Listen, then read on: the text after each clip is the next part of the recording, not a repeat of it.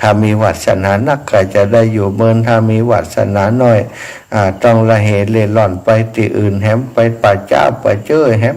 มันก็ว่ากันไปตามนั้นเนาะพบปะกันเมื่อเจ้านี้สถาอีป่อยอีแม่ตั้งหลายปกติทุกวันพระที่ลำปางนี่106.50อาตมาได้มีนัดหมายกับสถานะว่าทุกวันพระทุกอาทิตย์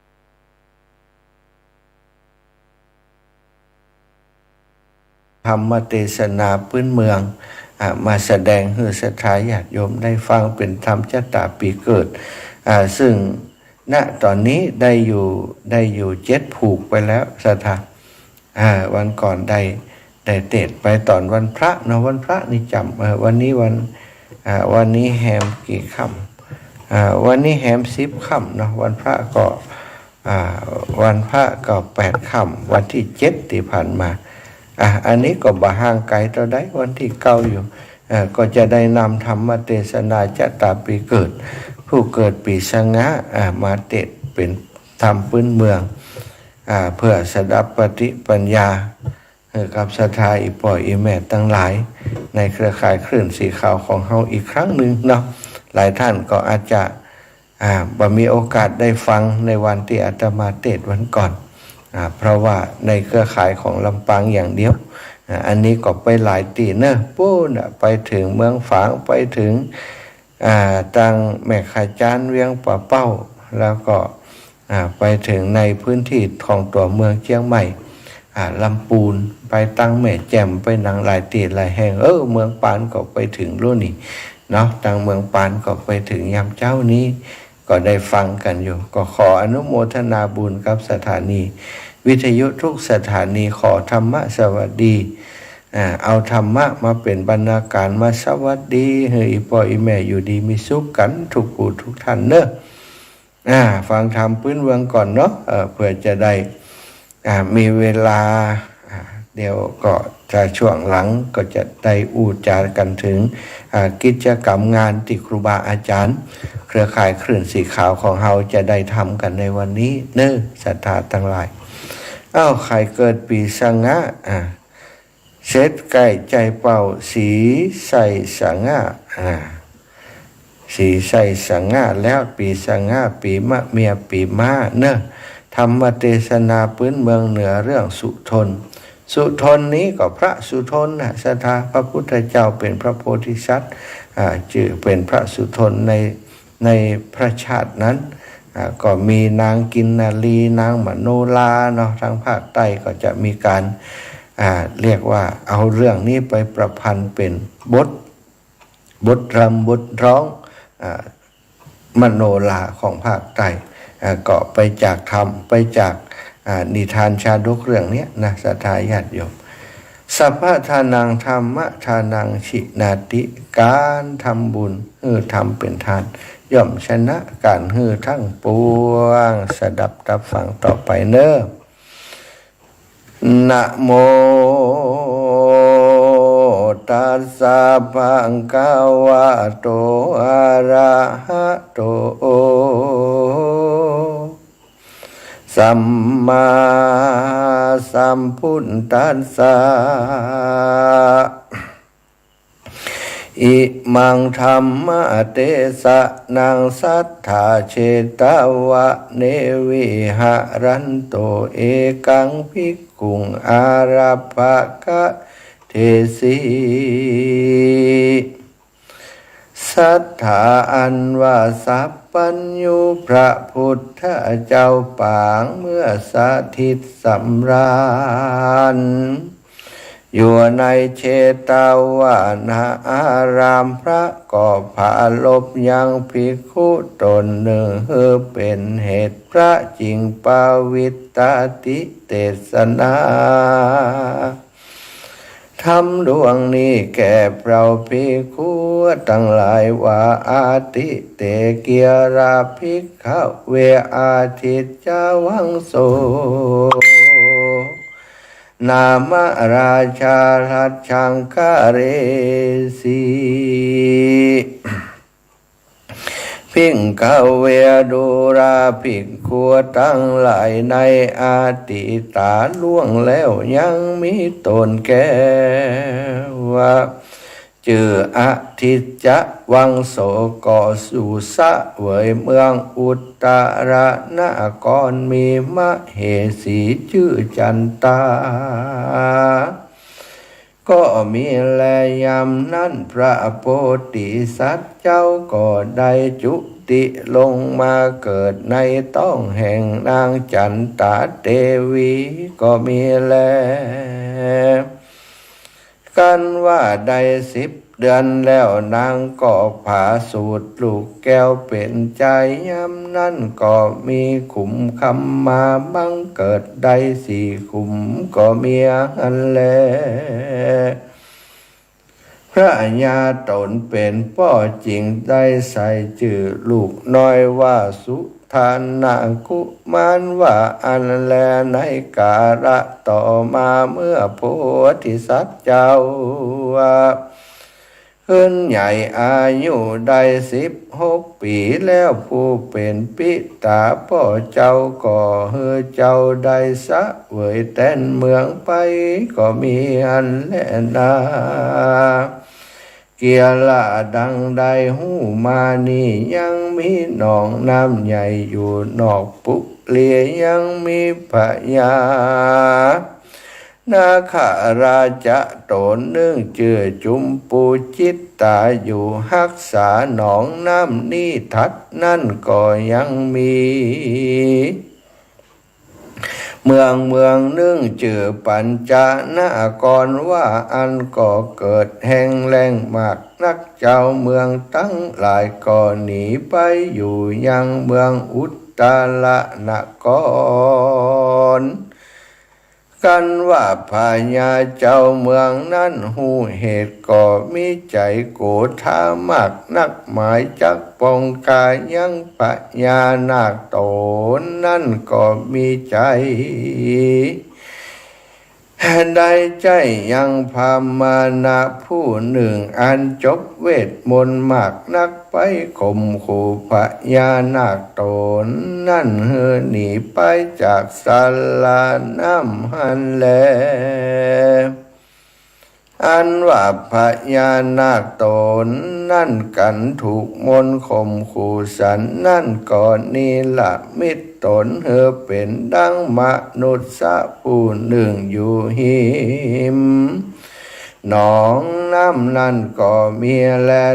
ตาในกาละเมื่อนั้นยังมีพระมณะผู้หนึ่งชื่อว่าปุญญมาหันใส่พญานาคอาจกับเป็ดเป็นคนก็มีใจคุณน้ามากนักก็กะนิ่งใจว่าผู้ใดพญานาคได้ลำบากสันนี่หนอก็เข้าไปซ่อนลี่อยู่คุมไม้หันแลตถาในกาละนั้นพระมานะผู้อันจบไตเป็ดนั่นก็ขึ้นมาสู่ตีหนองน้ำตีเก่าหันปานผู้ป่าผู้นานก็ได้ยิงยังพรามแล้วก็บอกเฮอแกยังมนยำนั่นเสียพรามนั่นก็แกมนหันแลพรานผู้เป็นพรานปู่ผู้นั่นก็ฆ่ายังพรามผู้ใจบาปหันแลอัฐะในกาละเมื่อนั่นยังมีพระญาตนหนึ่งชื่อว่าอุตมะพระลาดอยู่เขาใกล้ลาดหิมปานมีลูกสาวอันงาม7 ตนพี่น้องยังมีวันหนึ่งนั้นเขาก็พากันไปเล่นตีน้ำสละหนองกวางหันและตีนั่นพรานป่าบุญญะก่อหันใส่นาง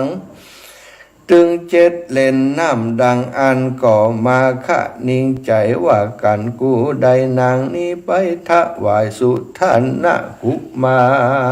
ร ก็จักฮือเงินคำแก่กูมากนักแลกันขะนิ่งใจแล้วก็ไปสู่ยังเจ้าละสีแล้วก็ฮือได้เล่าเฮอเจ้าเลือสีฟังสุปาการหันและนาส่วนว่าเจ้าละสีก็โอกาสว่านั่งกินนรีนี่จักยับมันได้ยากนักหนาเต่าว่ามีแต่นาคะบวงบาทอันติมีอยู่ติพญานาคจุมปูจิตตาปุ่นแลกันว่าพรามป่าหูแล้วก็จะอำลาละสีไปสู่ยังพญานาคราชาหันแลกันว่าใด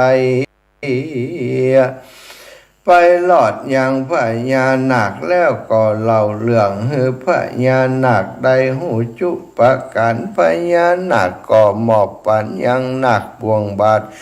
ฮือแก่พรานป่าผู้อันเกยมีคุณแก่ตนเมื่อก่อนหันและส่วนว่าพานป่ากันว่าได้หนักบ่วงบาทแล้วก็จะอำลาพญานาคมาสู่เมืองคนก็ไปซ่อนรีบพกท่าอยู่ตีบหนองป่าน้ำป่าหิมมาปานหันแลที่นั่นลูกสาวพญาอุตมะพระราชตั้ง7 ตนก็ปากันมาสู่ยังสะหลวงตาลาบปากันลงเล่นอาบจำละกายาที่นั่นนาพรามป่าก็เอาหนักบ่วงบาดซัดขวางเอานางกินนะลีใดนางสายสีผู้เป็นน้องลาส่วนนางผู้เป็นปีบ่จ้าบินหนีไปคืนไปสู่ยังที่อยู่แห่งตนแล้วเก่าฮือเต้าผู้เป็นป่อได้หู้จุภาการก็มีหันแลส่วนว่าพรานป่าก็พานางมโนราไปสู่ยังที่อยู่เมืองอุตรนครอันเป็นเมืองพญาแห่งตนแล้วเอานางมโนราถวายฮือเป็นอัคคมเหสีก็มีหันเล่นนานในเมื่อสุตนะกุมารได้นางมโนราเป็นเทวีแล้วก็มีพรหมณะผู้เฒ่าผู้ใจหยาบจ้าปองคาปองเว้นเจ้าสุตนะกุมารอยู่ใจที่นั่นก็มีเสกใหญ่มาผ่าปุลิเต้าผู้มีผู้เป็นป่อเจ้าสุธนะกุมารก็เฮอเจ้าสุธนะกุมารพายุทหารไปผาบสุขาศึกก็มีอันแลเมื่อเจ้าสุธนะกุมารไปผาบสุขาศึกนั่นพระญาผู้เป็นป่อก็พันหลากหลายว่ามีเคราะห์บาดภัยหยาดอุบาทภัยจักไฟไหม้จักมาผาศาสตร์เมืองเวไฟจักไม้ผาศาสตร์ราชวังเวียงหมอโหราดูทำนายดูเหตุที่นั่นปุพามเท่าอันเป็นโปโรหิตตาโหราก็แสงทำนายว่าเมืองเฮานี่จักมีข้ออันใหญ่หือพระญาเจ้าส่งเคราะห์ไปปูจาไฟเอาคนในและคนนอกตั้งสัตว์4 ตีน2 ตีนไปฆ่าจักพ้นจากเคราะห์บาดอุกตั้งมวลหันแลส่วนว่านางกินนะลีสะไปหูว่าเขาจักเอาตนไปปูจาไฟดังอันก็มีใจโศกเศร้าโศกาก็รีบไปหายังนางเตวีผู้เป็นแม่แห่งสุธนะกุมารเล่าอาการอันมีอยู่หืนนางใดหูจุภาการก็บีหันแลที่นั่นนางเตวีก็เฮือนางนาฏสะนมตั้งหลายตกแต่งประดับประดาแต่งยองนางกินนะลีลูกสะใภ้กันว่าประดับประดาแ แต่งยองนางเมียนแล้วก็ใส่ปีกแก้วและหางโตนางก็แอนฟ้อนไปมาก็สะยองบินขึ้นสู่ฟ้าอากาศไปบนกันไปรอดไพสนป่าดงรีก็เอาแหวนดีบ่เศร้าฝากเสื่องเจ้าตาปะสาละสีพร้อมด้วยสะใบติปประเทศกล่าวฝากกำจาว่ากันสามิกาแห่งคามาฮอดขอเอาตอดวางปันเฮือเจ้าอุปสติในเมื่อมหาสัตว์เจ้าผ่าแป้คาศึกแล้วก็คืนมาสู่เวียงใจก็บ่หันยังนางมโนราเมียแก้วก็หูแล้วว่านางหนีไปนาเจ้าก็บ่จ้ารีบโดยไปเข้าดงไพไปหอดเจ้าฤาษีก็มีหันแลที่นั่นเจ้าฤาษีก็บอกเล่าเฮือเจ้าหูจุปาการแล้วเอาธรรมะลงและพาสบายอันเป็นของนางมโนราฝากไว้เฮือเจ้านั่นและตีนั่นสุตนะกุมารก็ไว้เจ้าละสีจะอำลาบ่จ้ารีบเฉพาะนาไปสู่ยังเขาไกลลาดส่วนตนเต้ายศอาจป่อนางมโนราได้หู้ว่าเคยผู้นี้ใครหู้ว่าเคยผู้นี้นาจักมีกุลวิเศษหรือจักเป็นประเภทถอยจ้าบ่มีกุลอย่างสักอย่างก็ฮือเสนาอามาตย์เอาแผ่นเล็กแผ่นตองแผ่นไม้หินตั้งหลายใส่กองก่อกันนับได้ว่าปอร้อยจานแล้วเฮอเจ้าสุทนากุมารสำแดงฤทธิ์ที่แม่นว่ากองวัดสนุตั้งหลายบ่แตกมั่งขจายเจ้าจักต้องตายมาลานาดกันเต้าหลาดกล่าวแล้วเจ้าหนอแก้วพูดทั้งคุณก็บ่จ้าเอาทะนุกลาหยาดยิงไปเสียงดังสะนั่นวันไหวตัวต้องลูกทะนูไปต้องวัตถุตั้งหลายแตกมั่งขะจายไปบัดเดียวนั่นก็มีหันแลยามนั้นพระยาอุตตมะพละตนองค์อาจก็หือนางน้อยนาดลูกตน7 ตนพร้อมโดยนางนาดสะหนุ่มตั้งหลายม้วนหมู่เข้าไปล้อมกันอยู่ฟ้าไหนภาคกลางตั้งในแล้วหือนางนั่งยางใหญ่เอามือยืนออกไปบ่ฮือหันนาว่าเป็นไผเจ้าสุทันนะไปจับไปจี้ไปผอยังน้องหนอน้อยผู้เป็นเมียแห่งตนหนอทัศพลบ่อาจจักหู้ว่าเมียกินกู้อยู่ตัดใดที่นั่นพญาอินตาหูยังเหตุก่อนนี้ละมิดเป็ดเป็นแมงวันคำบินมาจับอากามบอกเล่าฮือใดหู้เจ้าก็จูงแขนเอานางกินกู้มโนราออกจากวัฏฐาภากังก็มีหันและนา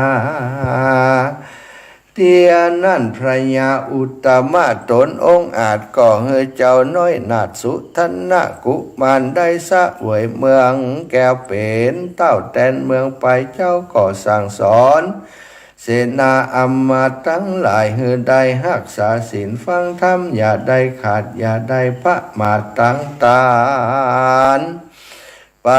ใจก็มีหันและนายโยปุคโลอันว่าปุคละผู้ใดเกิดปีสง่าจัดก่อนได้ร่วมจัดกับเจ้าสุทนาก่อนที่จักได้เกิดเป็นคนนั่นได้เอาจิตวิญญาณไปอาศัยอยู่ใต้ไม้แก่ฝ่ายอันมีหมาเฝ้ารักษาอยู่ได้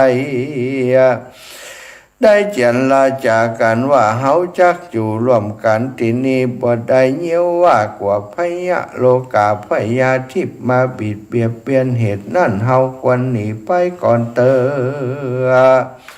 รอยว่าปุ่นลุนมีพยะมาบังเกิดจักเอาเครื่องขียาปูจามาเฮือสู่เจ้าฮับเอาเปียที่และเครื่องปูจา อันนั่นไปเตอะกันว่าเจียนละจากันสันนั่นแล้วไปลนมาจริงได้เอาจิตตะดวงวิญญามาเกิดยังข้าพระมันดาแห่งตนจริงได้เกิดมาเป็นคนหญิงใจหมายหลายนี่ทั้งหลายนี่และนาคนเกิดปีสังง่าลงโดยธาตุเด็กเฮได้ยาไปไว้สักการะปูจาพระธาตุเจ้าตะโกงหงสาอุตตมะตานาง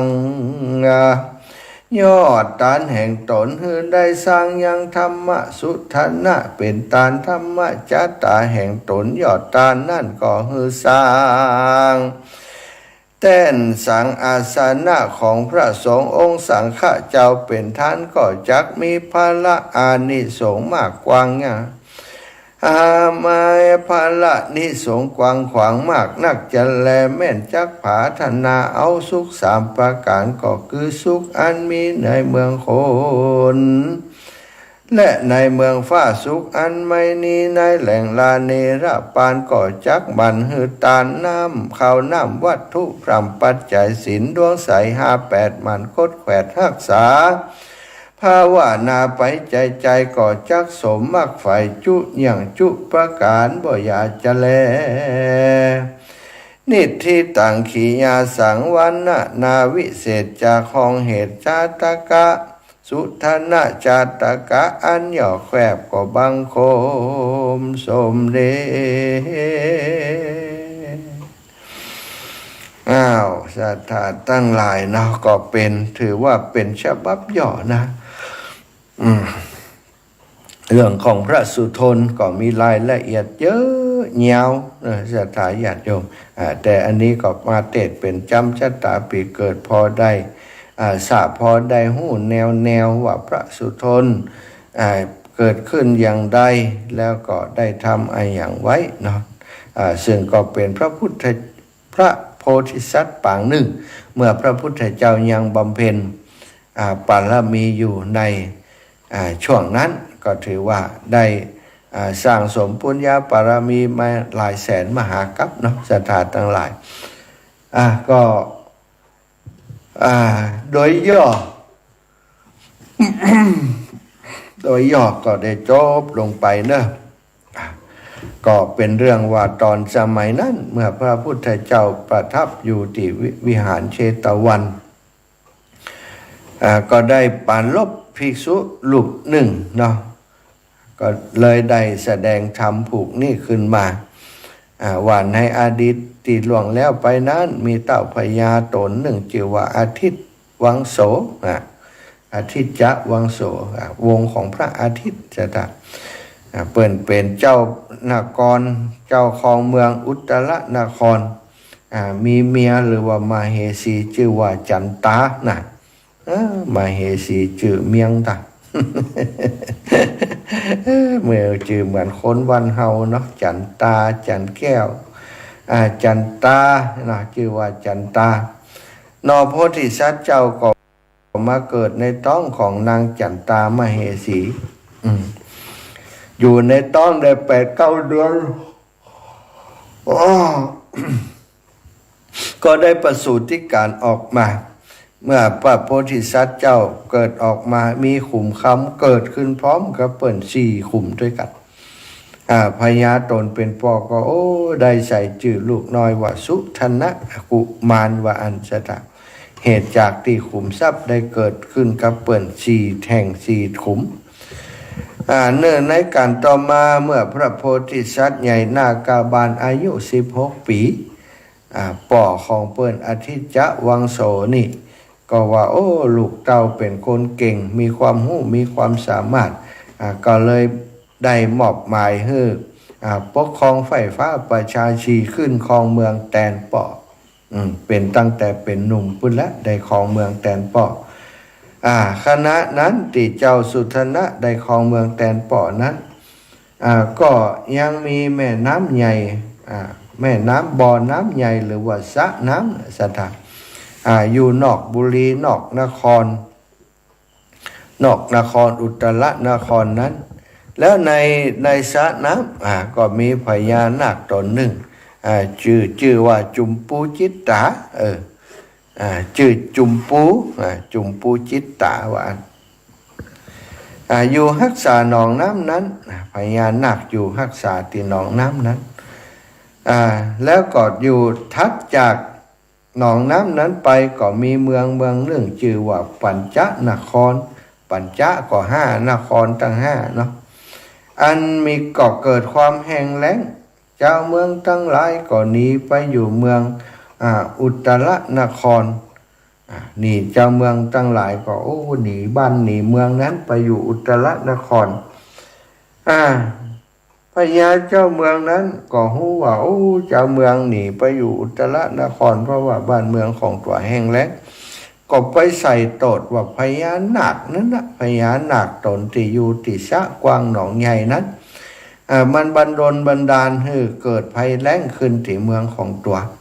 จริงๆแล้วภัยแล้งก็เกิดจากการติราชาเจ้าของเมืองบ่มีคุณธรรมบ่มีศีลธรรมอะไรอย่างต่างๆเลยเกิดภัยพิบัติขึ้นบ่ได้โทษตัวเก่าไปโทษพญานาค ที่เปิ้นอยู่สะเปิ้นหาว่าเอาน้ำไว้คนเดียวหมดว่ะบ่ปั่นให้เมืองตัวก็เลยได้กับโหราจารย์กับพราหมณ์ที่มีเวทมนต์ที่เวทมนต์คาถาเป็นจอมขมังเวทมาจาสนทนาว่าท่านจงไปข่มขู่ยังพญานาคนั้นให้อยู่ในอำนาจของตนแล้วก็ให้บ้านเมืองของเฮานี่มีฝนมีฟ้าว่าอย่างเข้าใจกึดหมายว่าพญานาคนั้นเป็นตนทำให้เกิดภัยแล้งขึ้นที่บ้านตัวก็มีพราหมณ์ผู้หนึ่งนะจบไตรเพศมาแล้วก็ได้อาสาพระราชาเหนือหัวไปข่มขู่พญานาคตนนั้นโดยใช้เวทมนต์คาถาข่มขู่พญานาคตนนั้นให้ได้ออกจากสะเมื่อพญานาคตนนั้นถูกเวทมนต์ข่มขู่เสร็จนั้นก็ได้นิรมิตตนนิรมิตตนให้เป็นมนุษย์ผู้หนึ่งจำเป็นต้องออกมาอยู่นอกหนองน้ำนั้นมาอยู่นอกหนองน้ำเนาะ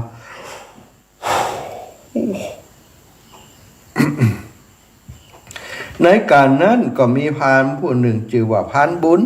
สถามาปบปะใส่พญานาคก็ได้ใส่ถามว่าท่านยังได้เป็นมนุษย์ยังได้มาอยู่ข้างหนองน้ำนีสันงอน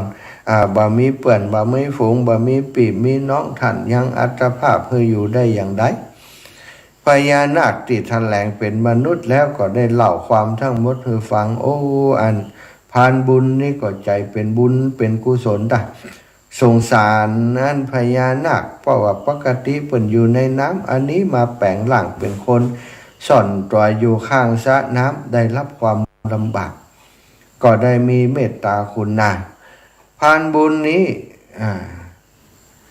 ก็ได้คิดจะช่วยพญานาคตนนี้ก็เลยไปแอบอยู่ที่อันสระน้ำหันเหมือนกันรอการมาของพราหมณ์ผู้ที่จบไตรเพศนั้น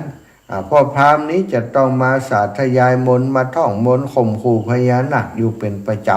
ำผ่านหู้แล้วก็ได้ไปแอบซุ่มอยู่ก็ตามนั้นเมื่อพราหมณ์ผู้นั้นมาติสะเนาะมาสะน้ำติเก่าหันเพื่อจะสาธยายมนต์พานบุญพานป่านั้นก็ได้ยิงยังพราหมณ์นั้นแต่บ่ฮื้อตายทีเดียวยิงฮื้อได้รับความทรมานโอ้ยอยู่ก็เข้าไปหาท่านนี่เองก็มาลังแกพญานาคเปิ่นอยู่ในหนองน้ำเปิ่นอย่างดีเปิ่นจัดดีมาลังแกมาค้ำขาลาวีเปิ่นได้อย่างใดนี่นะก็ขู่พราหมณ์นั้นเขาจะเอาชีวิตท่านถ้าท่านบ่คายมนต์ให้กับพญานาคนี้เขาจะฆ่าท่านเสียพราหมณ์คนนั้นก็กลัวก็เลยแก้มนต์ให้กับพญานาคเมื่อแก้มนต์แล้วพานบุญก็บ่ลอยจ้านะเลยลวดฆ่าหมอนั้นไปเลยเนี่ยยิงแหมดอกหนึ่งปักหัวใจตายอ่องล่องอยู่ในหันเลยสตา เมื่อตายแล้วเนาะอันพญานาคก็พ้นแล้วรู้ได้ลงไปอยู่ได้ไปอยู่ในน้ำตามปกติตามเดิมเนี่ยตามเดิมต่อมาพราหมณ์เมื่ออู้ถึงต่อมานั้นก็มีพรานบุญนี่ก็ไปหันยังนางมโนรานางมโนราหรือว่ากินนารีทั้งหลายเนี่ยมาเล่นมาอาบน้ำอยู่ในสระนั้นน่ะในสระนั้นก็มีพื้นที่ที่เป็นตีหลับตีเปียงตีน้ำบ่พอเลิกต่อใดน้ำเย็นใสมีน้ำไหลลงมาแถวนั้นโดยน้ำแถวนั้นเย็นใสน่าสนานสงอาบแล้วก็เป็นอยู่ในป่าลึกเข้าไปพรานบุญก็ไปผ่านใส่นางกินนารีตั้งหลายมาเล่นน้ำกันอยู่หั่นนางกินนารีตั้งหลายนั้นเป็นลูกของเจ้าอุตมะพระราชซึ่งอยู่ที่เขาไกลาชหิมพานต์เปิ้นมีลูก7 ตน 7 คนเป็นนางก็คือนางกินนารีนี่แหละเนาะหมู่นางกินนารีนี่ก็คือเปิ้นเรียกว่าไอ้ยังเปิ้นมีสิ่งวิเศษ เปิ้นมีสิ่งวิเศษสามารถเหาะเหินเดินอากาศได้โดยการมีปีกของเปิ้นเปิ้นอยู่ที่เขาไกลลาดโดยวาสนาปุญญาของเปิ้นผู้ที่เป็นผู้หญิงสามารถบินได้ว่าผู้หญิงผู้ชายถ้าใส่ปีกใส่หางอย่างแล้วก็บินได้นางกินนารีฝูงนี้ก็เหมือนกันบินได้ก็เลยบินจากเขาไกลลาดไปที่หนองน้ำแห่งนี้ไปส่งสนานกันเป็นประจำพานบุญไปหันอย่างอันแล้วก็ลักพอก็มีนางกินนารีหมู่นี้มีรูปร่างหน้าตางดงามสะโอดสะองถ้าหากเขายับได้สักตนสักตัวนี้เอาไปถวายให้กับเจ้าธนกุมารผู้ครองบ้านครองเมืองก็คงจะได้กาจ้างรางวัลมากหลายว่าก็เลยมาคึดคณิงใจว่าจะเนี่ยอย่างใดก็พอดีพานบุญนี้ได้เป็นลูกศิษย์ของท่านฤาษีที่อยู่ในป่าก็เลยเข้าไปหาฤาษีท่านฤาษีฤาษีก็บอกว่าบ่ยากถ้าจะจับนางกินนารีได้นี่เขาจะต้องมีบ่วงบาทของพญานาคพานบุญก่อนนึกได้ว่าตัวเคยช่วยพญานาคมาก่อนก็เลยไปหาพญานาคไปขอบ่วงบาทพญานาคนึกถึงคุณของพานบุญนี้ก็เลยให้บ่วงบาทให้กับพานบุญมา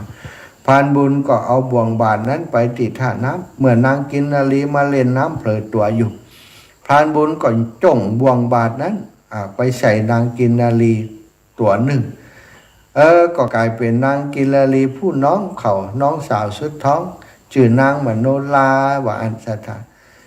บ่วงบาทนาคก็ตกไปที่คอนางมโนราพอดีนางมโนราเมื่อเจอบ่วงบาทพญานาคอย่างอันก็บ่สามารถจะทำการบินหนีไปได้เพราะโดนโดนจับไว้อยู่ตรงนั้นปีสาวตั้งหลาย6 ตนหันอย่างอันก็ป้ากันบินหนีไปบอกเสด็จป่อที่เมืองอุตมะพิราชป่อกับบจังจะเนี่ยอย่างใดเพราะมันไกลเหลือเกินที่จะไปช่วยก็แล้วแต่บุญของมันก็แล้วกันว่าคงเขาคงบ่ได้ฆ่าได้ฟันคงจะจับไปเพื่อจะเอาไปให้เจ้าเมืองสักแห่งเป็นแน่แท้ว่าก็ปรากฏว่าตามคาดเนาะพานบุญก็ได้จับนางมโนราได้ก็ไปถวายเจ้าสุทนก็ได้เป็นมเหสีเป็นพระราชเทวีไปอยู่กับพระสุทน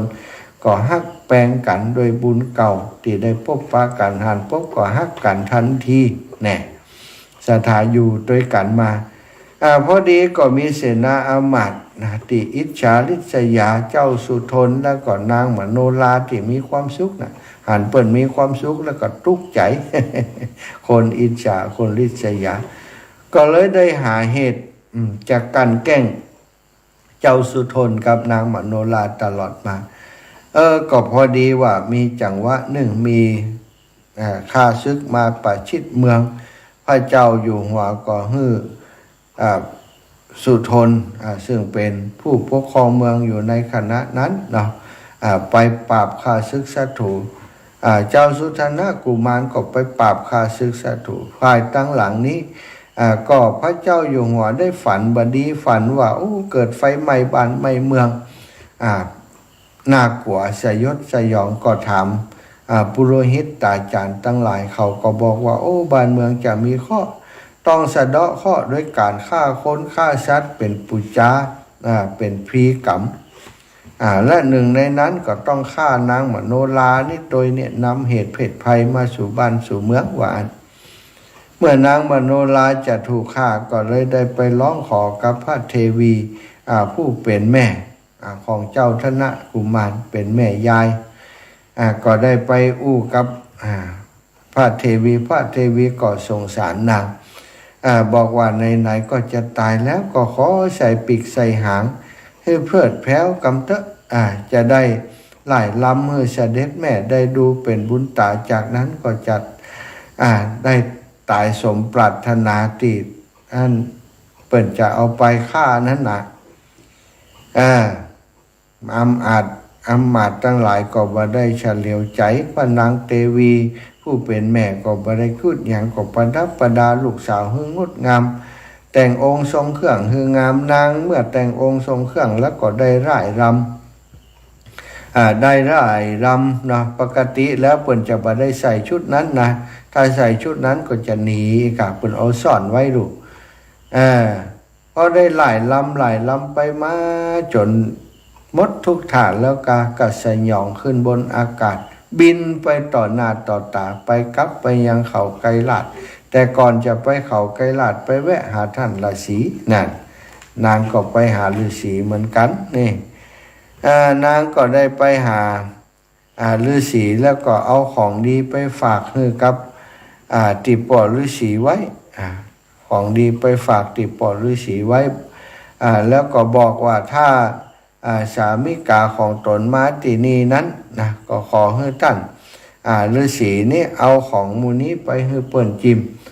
เอาของมูนี้ไปให้เปิ้นจิมมีแหวนนะเอาแหวนไปให้แล้วก็แหวนกับสบายที่ประเทศฝากกับฤาษีไว้ส่วนเจ้าสุทนะกุมารไปฮบทับจับศึกมาเรียบร้อยกลับมาบ้านเมียบ่อยู่หนีไปแล้วฟังความเรียบร้อยแล้วก็ติดตามนางไปตั้งเขาไกรลาดติดตามนางไประหว่างไปในป่าก็ไปเจอเจ้าฤาษีเปิ้นก็ฮื้อทำมาลงแหวนแล้วก็สบายของนางมโรวาที่ฝากไว้เมื่อได้ของแล้วเจ้าธนะกุมารก็บรอจ้าตามไปที่เขาไกรลาดส่วนพญายศอาจผู้เป็นป่อของนางมโนราก็ใครร้องลูกเขยว่าจะมีกุลวิเศษอย่างก่อ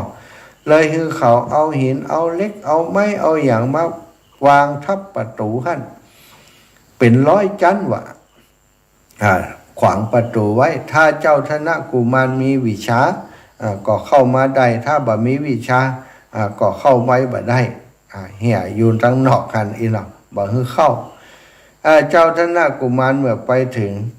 ก็ได้ฮู้ว่าปวดเท่าลองดีแล้วโลนี่อีเนาะก็เอาธนูขึ้นมายิงสิ่งที่ขวางประตูอยู่หันแตกกระจัดกระจายพญาหันอย่างอันก็เปิดประตูฮับเอาลูกเขยเข้าไปแต่ว่าก็ยังบ่ได้พบกับนางมโนราง่ายๆว่าถ้าเจ้าธนะกุมารในฮักเมียจริงจะต้องฮู้ว่าเมียของตัวเองตนคนใดมีลูก7 คนก่อนนะคือนางทั้ง7นั้นเข้าไปอยู่ในม่านตั้งในม่านพากั้งน่ะยื่นแต่นิ้วมือมานิ้วจี้ออกมาอย่างเดียวนิ้วมือนิ้วนางมาอย่างเดียวยื่นนิ้วมาทุกคนศรัทธาญาติโยมนิ้วเหมือนกันหมดลูกของอันพญาอุตตมราชนี่นิ้วมือเหมือนกันหมดเจ้าธนะกุมารไปเล็งพอแล้วเดินพอรอบหนึ่งมันจะคนใดบ่เฮ้ยเหมือนกันแต่ว่าได้จำนิ้วไว้ ยุ่งไปถึงพระอินทร์เดือดร้อนไปถึงพระอินทร์ก็หู้เรื่องแล้วก็ทันแหลงตัวลงมาเป็นแมลงวันทองบินไปจับที่นิ้วของนางมโนลาโอ้เจ้าชนะก่อหู้โดยปริยายว่านี่รู้อย่างอันนี้ต้องเป็นฤทธิ์ของพญาอินทร์มาแจ้งบอกเขาก็เลยกำมือนางมโนลาเจ้าของเมืองตบมือบะเลยตบอกตึงเลยนี่กะลูกใจเฮาอีวะบ้านหมอนี้มันเก่งมันฮักลูกเขาแต่จำแผ่วมือได้ว่าจริงๆแล้วพญาอินทร์จ่วย ก็เลยได้อยู่เจ้า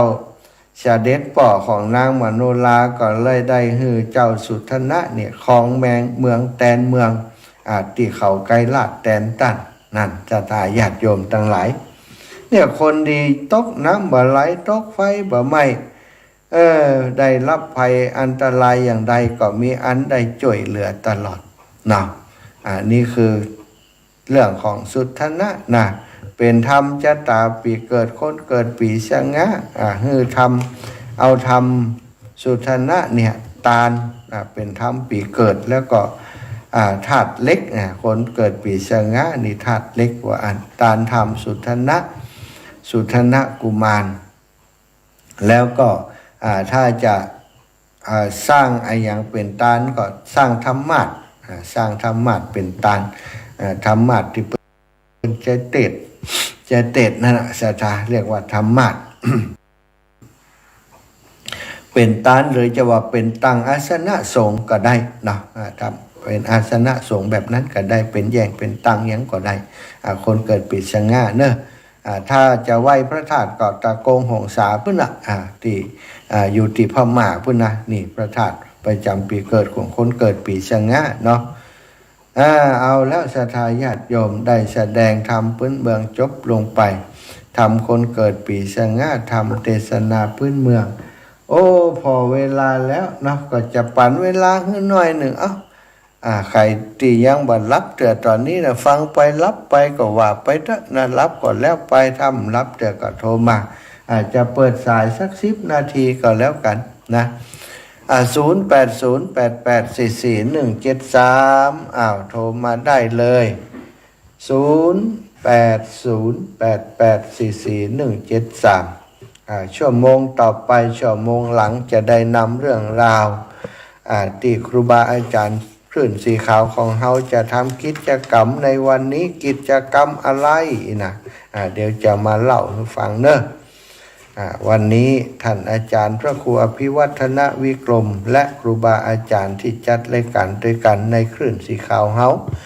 จะได้พากันมาประชุมจุมนุมที่วัดบรรพตสถิตที่นี่แล้วก็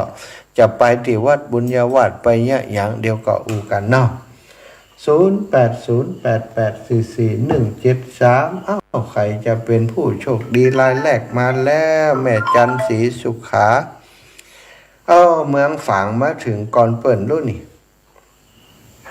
แม่ฟังอยู่เนี่ยฟังอยู่ฟังตัวรับตัวเนื้อลูกเนื้อตุลูกเนื้อเด็กวันเดียวลูกตุเนื้อขอบคุณกำลังใจนี่ขนาดรับยังโทรมาขนาดรับยังโทรมานี่ขอบคุณนะอีแม่เน้อนอนไปฟังไปใส่รับก็งีบสาธุเจ้าแจงหัวลินเมืองฟางเจริญปอนแม่คำนวณมีติมาด้วยไผ่ก็วันนี้แค่ไปหรอทานเจ้าจบข่าวจบข่าวนิดในตลาดมาคุณหมอเป็นไปก่อนคุณหมอเป็นพาตาคุณหมอเป็นพาตาอย่างในตลาดที่หมูดูอยู่ใกล้กันได้เป็นพาตามาได้ช่วงนี้ต้องพักผ่อนคุณหมอเราจะได้แต่ได้ไปแต่เดี๋ยวรถไปครับนะเจ้าคนจะมาตกเนาะตกนะพี่ปุ่นตกกันมันตกขึ้นถึงเดียวก็ต้องตกอยู่เนี่ยนี่นั่นเขากว่าตั้งในเวียงสีห้อนนะแต่ว่ามันขำถัน เจ้า โอ้ดี มันนี่แถมขึ้นถุง ดูโอ้หล่น เดือกับเศร้าๆจะยากกันเลย นั่นมาตกเบี้ยงใบเนิ่มเฮือตกเตี่ยนะวันนี้ อ๋อ ขี้ข้านนะ ก็ไปกันใหม่กับหวานจะได้วันนี้ผลการงานเปิดนี่เนาะ อืม มันโต๊ะก็ดีกะเพศโต๊ะขนาดเนี่ยแต่ว่ามันขำเนอะวันนี้เห็นมันขึ้นถุงนี่ โอ้มันตกปุ่นโลตกปุ่นขึ้นแล้วแฮมต้องมาเวียงแล้วไปเด้อ เจ้า สาธุ สาธุนะเจ้าเนอะ เจ้าแม่เจริญปอนแม่ย่าคำปันแสงค แม่สร้างเงินนั่นลงนะ ำปากคาดอยสะเก็ดเจ้าฟังตัวรับตัวรับไปเลยรับไปตัว เจ้า โยมแม่สีทอนฟังอยู่ทางเฟซบุ๊กไลเนอร์สาธุเจริญปอนแม่คำปันบุญธาแม่ปุ่มหลวงอันนี้ก็เบียวลังงังแหมแล้ว ไปจ่ายเจ้า เบียวลั จ่าง ย งั กาง ร เบียวลัง แม่ งั ไม่ ง ได้ แห ไป ม เด้ แล้ อ ว เพราะว่ามันมีงานสู้ข่าวดำเนาะ ขาวแดงก็มีขาวดำก็มีเนาะ แล้วก็ตังค์ให้ตะวันนั่นแม่ให้ต้องแกมโอนไปเด้อ เปิ่นโอนไปเตียนหล่ำไปเตียท่านอาจารย์บวรวิทย์เปิ่นโอนคืนมาแล้วเดี๋ยวก็จะอ่านให้เด้อ อ๋อ จ้า นั่นน่ะแม่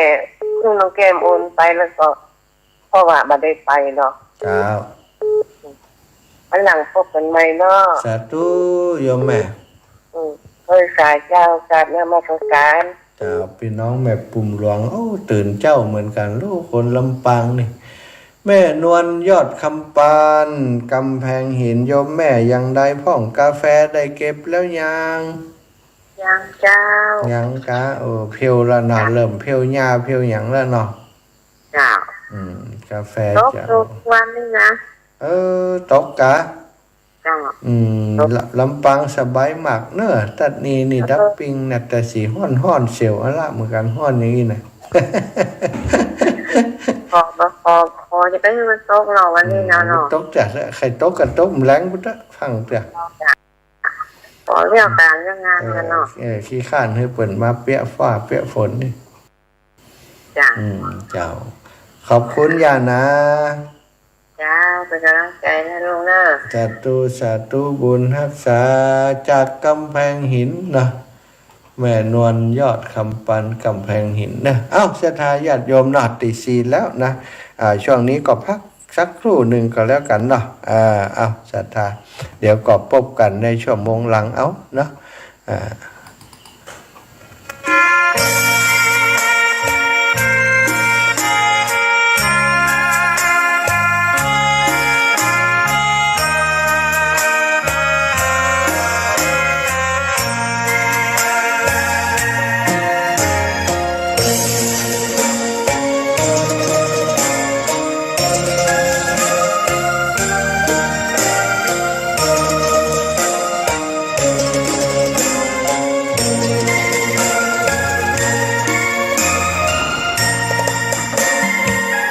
ดอกบัวดอกหนึ่ง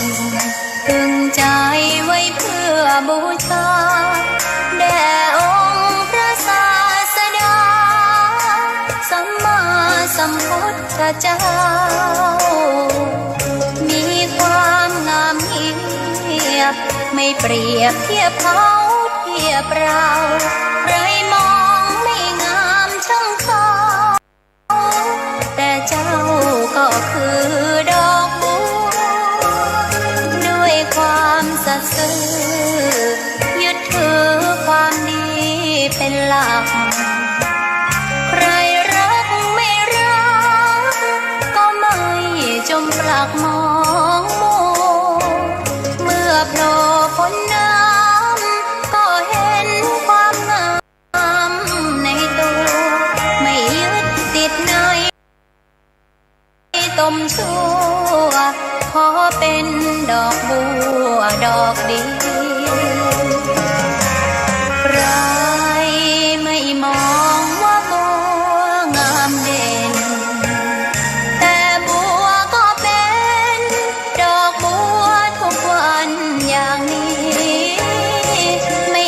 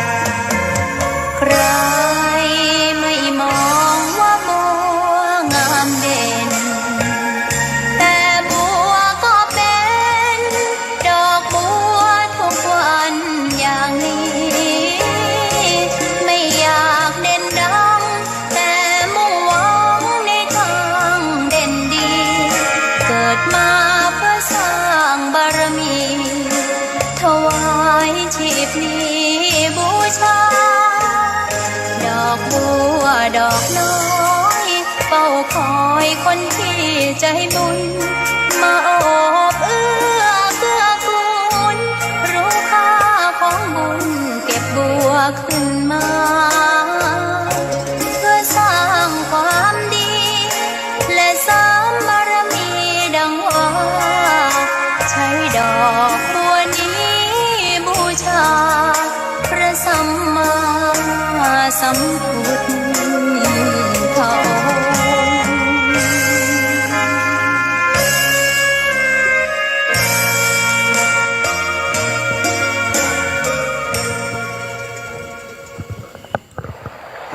อรุณสวัสดิ์ธรรมสวัสดีสวัสดี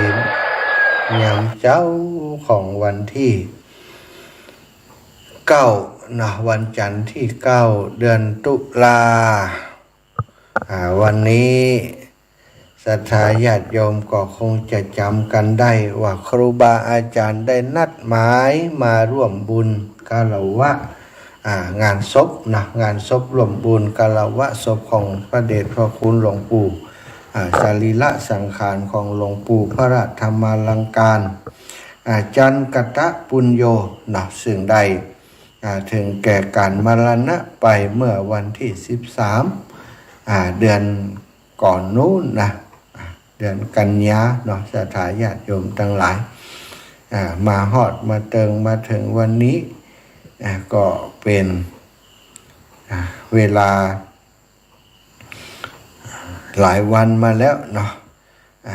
ครูบาอาจารย์ในช่วงก่อนๆก็บ่ได้นัดหมายกับศรัทธาญาติโยมครั้นจะมาเป็นการส่วนตัวเดี๋ยวศรัทธาญาติโยมก็ว่าโอ้ท่านอาจารย์ไปก็บ่จวนกันบ่บอกกันใครไปมึงเก่านะอีน่ะครูบาอาจารย์ท่านพระครูพิวัฒนวิกรมและหลวงปู่พระครูปฏิภาณธรรมทินก็ร้อจังว่าช่วงแรกๆกว่าคนจะนักจะหนาถ้าเขาไปกันมันก็จะเบียดเสียดญาติเยียดกับคนตั้งหลายที่เพิ่นมาร่วมงานก็เลยว่าเขาก่อยไปรอจังว่าแหมสักช่วงหนึ่งก่อยไปกันก็กำหนดหมายกันสุดท้ายมาก็ปรึกษาหารือกันว่าหลังจากทำบุญท่านทำบุญสัตตมวานนะสัตตมวาน7 วันเรียบร้อยแล้วหลังจากนั้นทางพระครูอนุสาสวรธรรมเจ้าคณะอำเภอเมืองลำปางพร้อมกับลูกศิษย์ลูกหาฝ่ายจัดการทั้งหลายก็บอกว่าทุกวันจันทร์ซึ่งเป็นวันเกิดของหลวงปู่หลวงปู่จันทร์กตาปุญโญเพิ่นเกิดวันจันทร์สถาก็เลยจะเปิดให้ญาติโยมทั้งหลายลูกศิษย์ลูกหามาบำเพ็ญบุญทุกวันจันทร์ทุกวันจันทร์ก็เริ่มได้ต้นมา2-3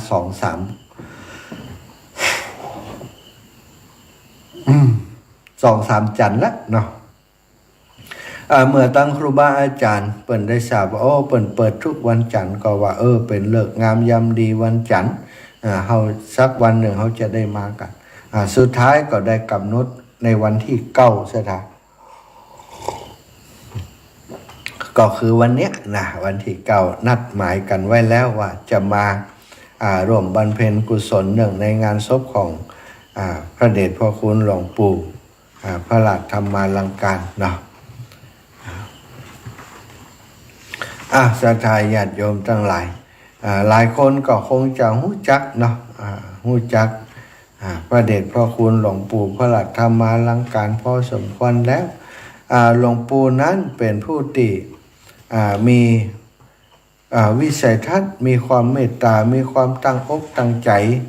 ในการที่จะจันลงไว้ซึ่งพระพุทธศาสนา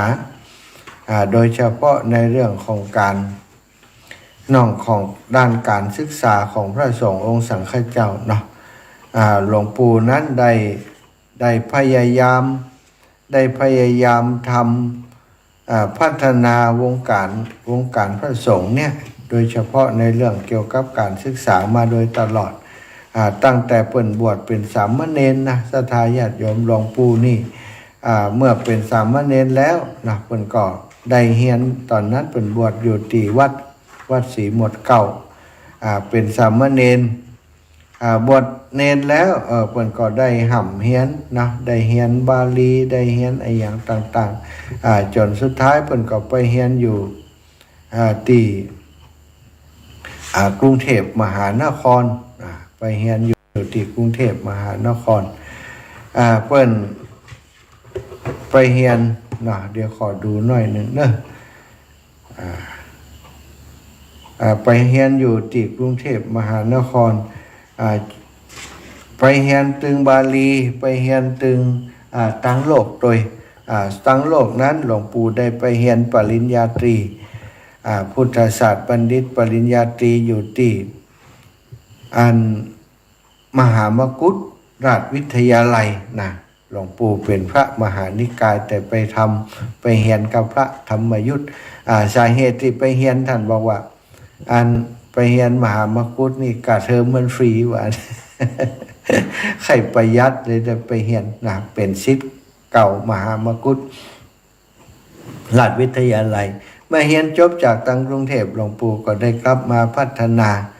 อย่างต้นสังกัดเดิมวัดที่เปิ่นเคยอยู่ก็คือวัดศรีหมดเก้าก็มาพัฒนาวัดศรีหมดเก้าจนคณะนั้นก็เป็นวัดที่โด่งดังที่แห่งหนึ่งในจังหวัดลำปางของเรามาสร้างวิหารหลังใหญ่บ่เล็กบ่เล่นสถานตอนนั้นก็ถือว่าเป็นวิหารใหญ่วิหารหลวงสำหรับวัดที่อยู่ตั้งเขตรอบนอกเนาะแล้วก็ปลายมาปอได้ขอพระราชทานวิสุงคามสีมาด้วยการ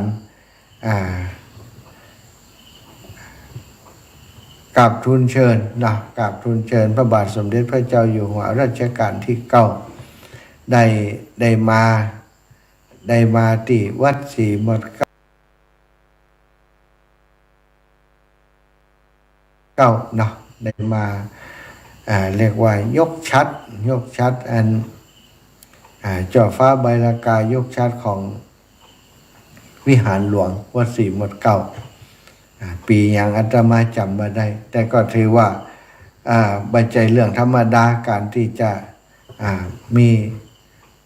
มีโอกาสเนาะได้รับเสด็จพระเจ้าอยู่หัวเนี่ยเปิดมาถึงลำปางมาที่วัดของท่านนี่ก็บัจจัยที่ถ้าเป็นคนทั่วไปพระทั่วไปก็คงจะยากศรัทธาญาติโยมแต่หลวงปู่เป็นพระสงฆ์นักพัฒนาแล้วก็เป็นผู้ที่ศรัทธาญาติโยมเคารพนับถือเลื่อมใสเปิ้นในกรุงเทพก็มีลูกศิษย์ลูกหานักปอเลี้ยงเอียงคำในจังหวัดลำปางตลอดถึงข้าราชการต่างๆก็เข้าถึงกันหมดเนาะหลวงปู่ก็เลยได้เป็นพระสงฆ์ที่พัฒนาวัดวาอารามแล้วก็มีราชการต่างๆได้มาร่วมด้วยช่วยกันแม้แต่พระบาทสมเด็จพระเจ้าอยู่หัวก็ยังเสด็จมายังวัดที่หลวงปู่สร้างจากนั้นในวงการคณะสงฆ์หลวงปู่ก็เติบโตขึ้นมาตามลำดับศรัทธาเติบโตขึ้นมาจากเจ้าอาวาสเป็นเจ้าคณะตำบลเจ้าคณะตำบลก็มาเป็นรองเจ้าคณะอำเภอสุดท้ายก็มาเป็นเจ้าคณะอำเภอเมืองแล้วก็เข้ามาเป็นฝ่ายทางด้านปกครองเนาะเจ้าคณะอำเภอเมืองและต่อมาเป็นรองเจ้าคณะจังหวัดแล้วก็ขึ้นมาเป็นเจ้าคณะจังหวัด80แล้วก็เกษียณ เกษียณก็เป็นที่ปรึกษาเจ้าคณะจังหวัดต่อมาก็ ได้เลื่อนขึ้นมาเป็นที่ปรึกษาของเจ้าคณะภาค6อันนี้คือตำแหน่งทางการบริหารทางพระสังฆาธิการของพระเดชพระคุณหลวงปู่ส่วนทางด้านการศึกษานั้นหลวงปู่ก็ได้มาได้ขออนุญาตเนาะก่อตั้งโรงเรียนสมัยนั้นก็โรงเรียนปริยัติธรรมแผนกสามัญสถานที่วัดบุญญาวาสวิหารเริ่มตั้งแต่การเป็นศึกษาผู้ใหญ่เนาะเรียนแบบศึกษาผู้ใหญ่สมัยก่อนนี่เปิ่นเรียนแบบศึกษาผู้ใหญ่นะสถามีชั้นมัธยมประถมปลายแล้วก็มัธยมสมัยก่อนพุ่นที่วัดบุญญาวาสก็มีเปิดสอนเปิดเรียน ต่อมาก็ตามระบบของราชการเป็นโรงเรียนมัธยมนะมัธยมต้นมัธยมปลายชื่อว่าโรงเรียนวิสุทธิวิทยากรก็มีพระสงฆ์สามเณรละอ่อนบ้านนอกที่อยากจะห่ำใจเฮียนพ่อแม่บ่มีเงินมีทองก็บวชเป็นพระสงฆ์องค์เนรมาห่ำเฮียนที่วัดบุญยวาสจบไปหลายรุ่นสถาเป็นครูบาอาจารย์เป็นทหารเป็นตำรวจแน่นหนาที่จบไปจากวัดบุญยวาสวิหารบางป่องก็ไปบาได้เป็นข้าราชการตั้งนี้ก็ไปเป็นอยู่ท้องที่ท้องถิ่นเป็นผู้ใหญ่บ้านเป็นกำนันเป็นผู้อาจารย์ ตามวัดวาอารามต่างๆอันนี้ก็คือผลงานด้านการศึกษาที่ระดับมัธยมที่หลวงปู่ได้ทำต่อมาหลวงปู่จากการที่ได้นั่งสนทนากับหลวงปู่ว่าหลวงปู่คิดอย่างใดถึงได้มีความพยายามในการที่จะก่อตั้งวิทยาลัยสงฆ์ขึ้นในจังหวัดลำปางของเราหลวงปู่ก็ได้ปรารภถึงว่าการได้ส่งได้สร้างสถาบันการศึกษาระดับมัธยมขึ้นแล้วลูกศิษย์ลูกหาบางครั้งบางคนเนี่ยกำลังทำการทำงานดีกำลังช่วยงานวัดวาอารามแล้วก็ทางศาสนากำลังเป็นไปด้วยดีอยู่เป็นมือเป็นไม้คือครูบาอาจารย์แต่พอจบการศึกษาระดับสูงแล้วก็คือม.6 แล้วตอนนั้นที่เปิดอยู่ก็จำเป็นจะต้องไปห่ำไปเฮียนที่อื่นบางผ่องก็ต้องไปเฮียนที่กรุงเทพกรุงไทยบางผ่องก็ไปเฮียนเชียงใหม่ไปเฮียนที่จังหวัดแปะหลวงปู่ก็มาคิดว่าพระสงฆ์ของเราถ้าเขามีมหาวิทยาลัยคือเขาติลำปางนี่เขาก็จะได้ไม่ต้องเดินทางไปไกลเสียทรัพย์สินเงินทองที่จะต้องเดินทางไปเป็นภาระการใช้จ่ายสูงอยู่คิดถึงประโยชน์ตรงนี้หลวงปู่ก็เลยได้เริ่มดำริเริ่มมาหาช่องทางต่างๆแม้กระทั่งต้องยอมลงทุนส่งลูกศิษย์ลูกหาไปห่ำไปเฮียนกับวิทยาลัยเขตวิทยาเขตติจังหวัดแปะมจรจังหวัดแปะไปเฮียนอยู่ปุ่นชุดแหลก30 กว่าลูกที่ผลส่งไปสถาญาติโยมแต่จบมาว่ากี่ลูกว่ากี่คนที่จบในชุดนั้นบางคนทนต่อการเดินทางบ่ไหวก็ออกไปกลางคันก็มีบางที่จบมาก็เป็นส่วนหนึ่งที่ทำให้เป็นพลังให้กับหลวงปู่ได้มีกำลังใจต่อมาก็มาเปิดเป็นเรียกว่าห้องเรียนห้องเรียนวัดบุญยวาสขึ้นเป็นหน่วยหนึ่งของการเฮียนติจังหวัดแปะมาเฮียนติวัดบุญยวาสเป็นเรียกว่าห้องเรียนวัดบุญยวาสก็เลยได้พัฒนาจากห้องเรียนวัดบุญยวาสมาเป็นเวลาหลายปีจนสุดท้ายก็ได้เป็นวิทยาลัยสงฆ์นครลำปางอย่างที่เราได้รับทราบทุกวันนี้การเดินทางอันยาวไกลของการพัฒนาด้านการศึกษาบัดได้เป็นไปด้วยความราบรื่นเหมือนโปรยด้วยดอกกุหลาบกลีบกุหลาบตลอดเส้นทางนั้นต้องได้เจอกับปัญหาอุปสรรคต่างๆมากมายแม้กระทั่งสถานที่ก็พยายาม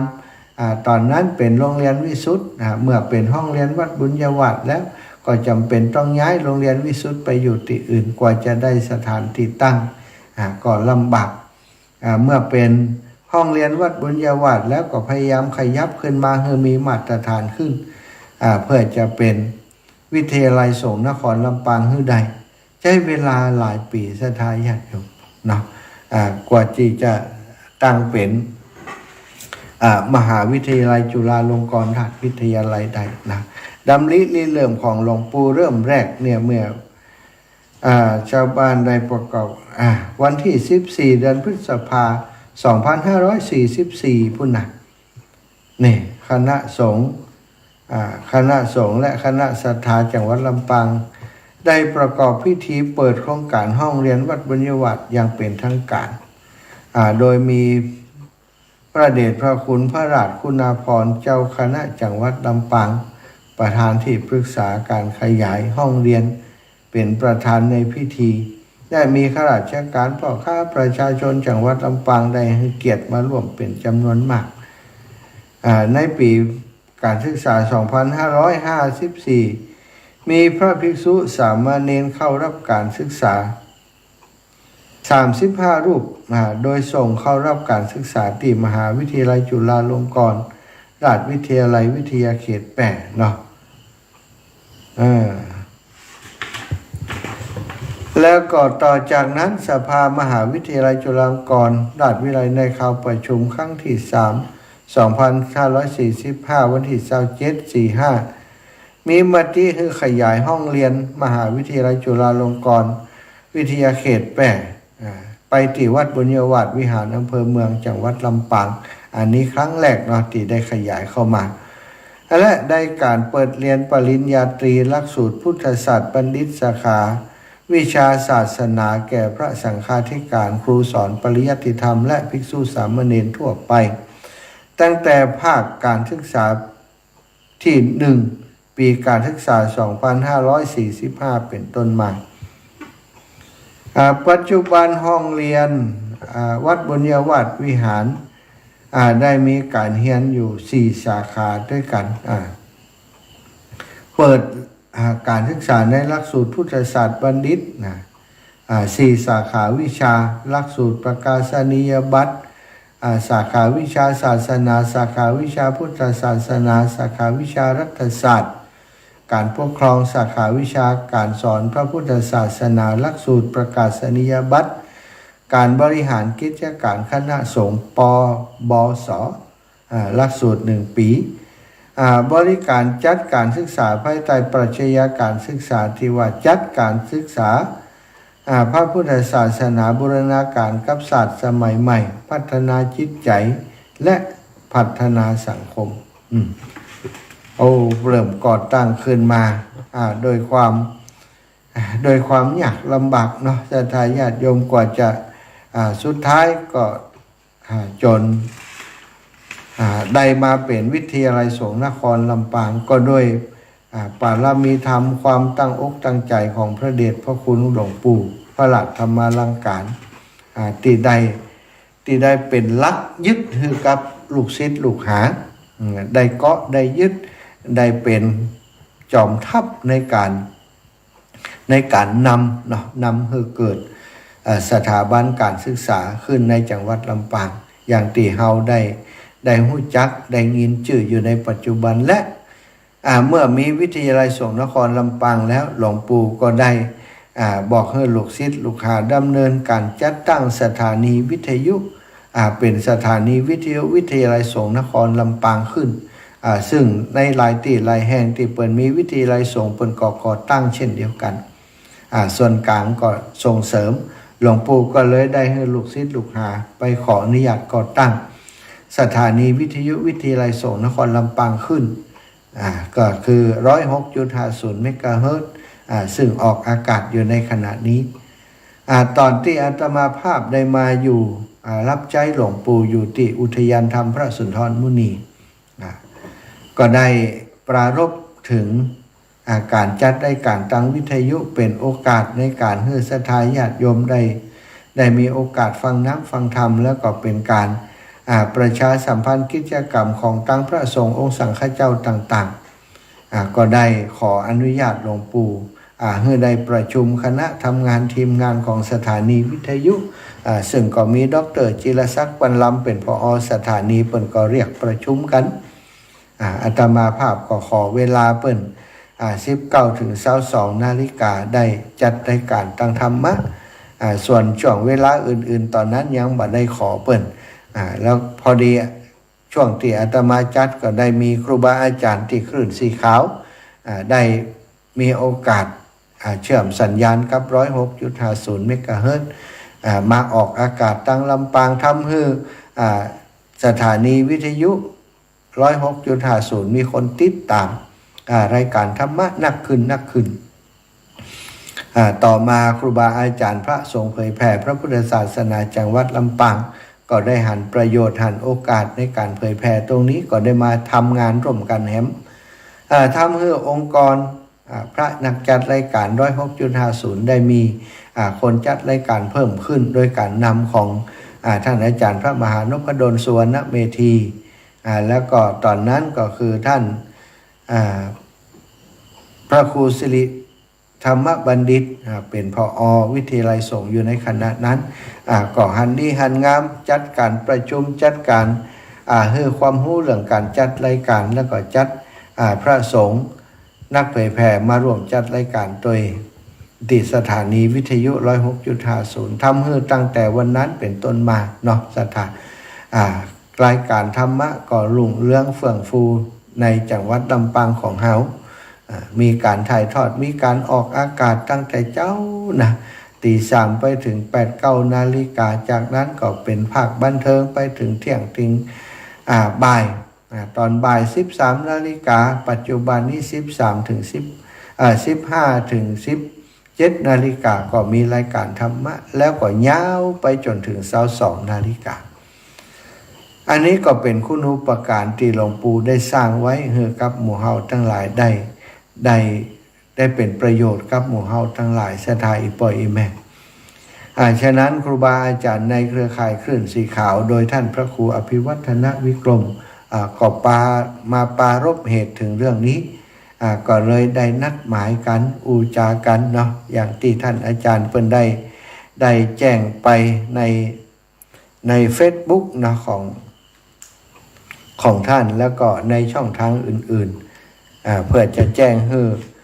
กับครูบาอาจารย์พระนักจัดรายการตลอดถึงศรัทธาญาติโยมที่ติดตามรับฟังรายการในเครือข่ายคลื่นสีขาวได้รับทราบว่าวันที่9จะมีการมากาลวะเคารพศพหลวงปู่แล้วก็จะได้นำปัจจัยสนับสนุนเป็นกองทุนให้กับฝ่ายที่ทำงานดูแลงานศพของหลวงปู่เนาะเพื่อจะนำปัจจัยมาสนับสนุนมาช่วยในกิจกรรมต่างๆซึ่งจะมีการใช้จ่ายอยู่นักอยู่หลายในการที่จะจัดงานในครั้งนี้เพราะว่างานของหลวงปู่นี้เป็นงานถือว่าเป็นงานใหญ่สถานใหญ่เนื่องจากว่าหลวงปู่เป็นพระผู้ใหญ่ในจังหวัดลำปางของเฮาแล้วก็เป็นพระสงฆ์ที่ทำงานเพื่อพระศาสนามาเมินนานแล้วงานนี้ก็จะจัดในน้อยอย่างพระทั่วไปหรือว่าพระสงฆ์ทั่วไปก็บ่ได้ก็ต้องจัดให้ใหญ่สมกับที่หลวงปู่เป็นพระผู้ใหญ่ของจังหวัดลำปางของเฮาเนาะในประกาศที่ครูบาอาจารย์ได้ประกาศบอกให้กับศรัทธาญาติโยมนะบอกให้กับศรัทธาญาติโยมอาตมาภาพขอดูน้อยนึงที่ท่านอาจารย์พระครูอภิวัฒนวิกรมวันนี้ท่านอาจารย์แจ้งมาว่านิมนต์ถึง6 โมงนะก็เพื่อจะได้ จะได้ต่อไปคือรับเพลินไปหน่อยนิมนต์ถึง6 โมงเลยเนาะนะท่านอาจารย์รับสัญญาณกี่โมงบอกตะกี้นะเนาะก็เดี๋ยวก็คงจะได้สนทนาอุจากันต่อไปถึง6 โมงนะ5 โมงเดี๋ยวตี 4ตีถึง5ตี 5แล้วก็พักกรรมแล้วก็จะเข้าตี 5ถึง6 โมงซะท่านจะเข้าไปดูที่ท่านอาจารย์ได้แจ้งเนาะได้แจ้งมาถึงกำหนดการที่ได้นัดหมายกันไว้ในเรื่องของกิจกรรมที่จะทำวันนี้เนอะศรัทธาญาติโยมทั้งหลายขออนุญาตเข้าไปดูกรรมหนึ่งเข้าไปดูกำหนดการแจ้งนำท่านอาจารย์เป็นประกาศว่าแจ้งนำเรียนครูบาอาจารย์พระสงฆ์เผยแผ่ธรรมะทางสถานีวิทยุทุกสถานีเครือข่ายคลื่นสีขาวทุกรูปและขอเจริญพรญาติโยมผู้ฟังทุกท่านเนื่องด้วยพระเดชพระคุณพระราชธรรมาลังการอดีตเจ้าอาวาสวัดบุญญาวาสวิหารพระอารามหลวง อดีตที่ปรึกษาเจ้าคณะภาค 6ได้ถึงแก่มรณภาพตามรายละเอียดที่ต่างวัดบุญญาวาสได้ประกาศให้ทราบแล้วนั้นในการนี้ด้วยหลวงปู่มีคุณูปการต่อการเผยแผ่ของคณะสงฆ์อีกทั้งสถานีวิทยุมจล.ลำปางคลื่น 106.50 ก็ยังได้ตั้งอยู่ที่วัดบุญญาวาสวิหารได้รับสัญญาณเผยแผ่ธรรมะของครูบาอาจารย์เชื่อมโยงเครือข่ายไปสู่ญาติโยมจังหวัดลำปางหลายพื้นที่ประกอบกับสถานีวิทยุได้ให้ความสำคัญกับงานเผยแผ่ธรรมะสนองงานคณะสงฆ์รับใช้สังคมด้านสื่อสารมวลชนอย่างต่อเนื่องเพื่อเป็นการแสดงออกถึงความกตัญญูกตเวทีหู้คุณค่าสร้างความศรัทธาต่อประชาชนจึงขอนิมนต์และเชิญญาติโยมร่วมทำบุญอุทิศถวายหลวงปู่และตั้งกองทุนบำรุงสถานีคลื่น 106.50 วัดบุญญาวาสวิหารตามกำหนดการดังนี้วันจันทร์ที่ 9 ตุลา 2566 เวลา 8 นาฬิกาคณะจากทุกที่ทุกแห่งจะออกเดินทางจากที่ตั้งไปยังจังหวัดลำปางเวลา 11 นาฬิการวมตัวฉันภัตตาหารเพลและรับประทานอาหารโดยการห่อข้าวไปเองฮิโดที่วัดบรรพตสถิตอำเภอเมืองจังหวัดลำปางและรวบรวมปัจจัยร่วมบุญกันที่นั่นเวลา 13 นาฬิการ่วมทำบุญวัดบุญญาวาสวิหารจำนวน2กองทุนกองทุนที่1กองทุนถวายอุทิศกุศลแด่หลวงปู่พระราชธรรมาลังการกองทุนที่2เป็นกองบุญสนับสนุนการเผยแผ่ธรรมะสถานีวิทยุมจล. 106.50 จึงได้แจ้งมาเพื่อทราบและร่วมกิจกรรมตามกำหนดการดังกล่าวและนิมนต์ประกาศในรายการของแต่ละรูปแต่ละองค์และขอเชิญชวนญาติโยมเดินทางมาร่วมบุญด้วยประกาศจากพระครูอภิวัฒนวิกรมผอ.คลื่นสีขาวผู้แจ้งประกาศมาศรัทธาญาติโยมทั้งหลายอันนี้คือประกาศที่ครูบาอาจารย์เปิ้นได้แจ้งประกาศให้เฮาทั้งหลายได้รับทราบซึ่งเมื่อประกาศไปแล้วเนาะก็ได้รับทราบว่ามีญาติโยมทั้งหลายนั้นตั้งเชียงใหม่ตั้งลำพูนตั้งเวียงป่าเป้าตั้งเชียงไฮ้หลายพื้นที่พอได้ยินที่ครูบาอาจารย์เปิ้นแจ้งให้ทราบประกาศไปตั้งสถานีวิทยุทุกวันเกือบจะทุกรายการที่ครูบาอาจารย์เปิ้นจัดกันศรัทธาญาติโยมก็ได้ฟังแล้วก็อยากมาคารวะ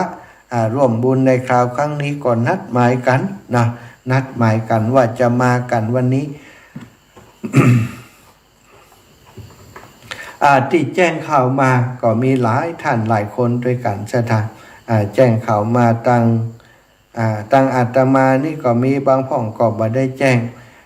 ติดในช่องทางอื่นติดแจ้งม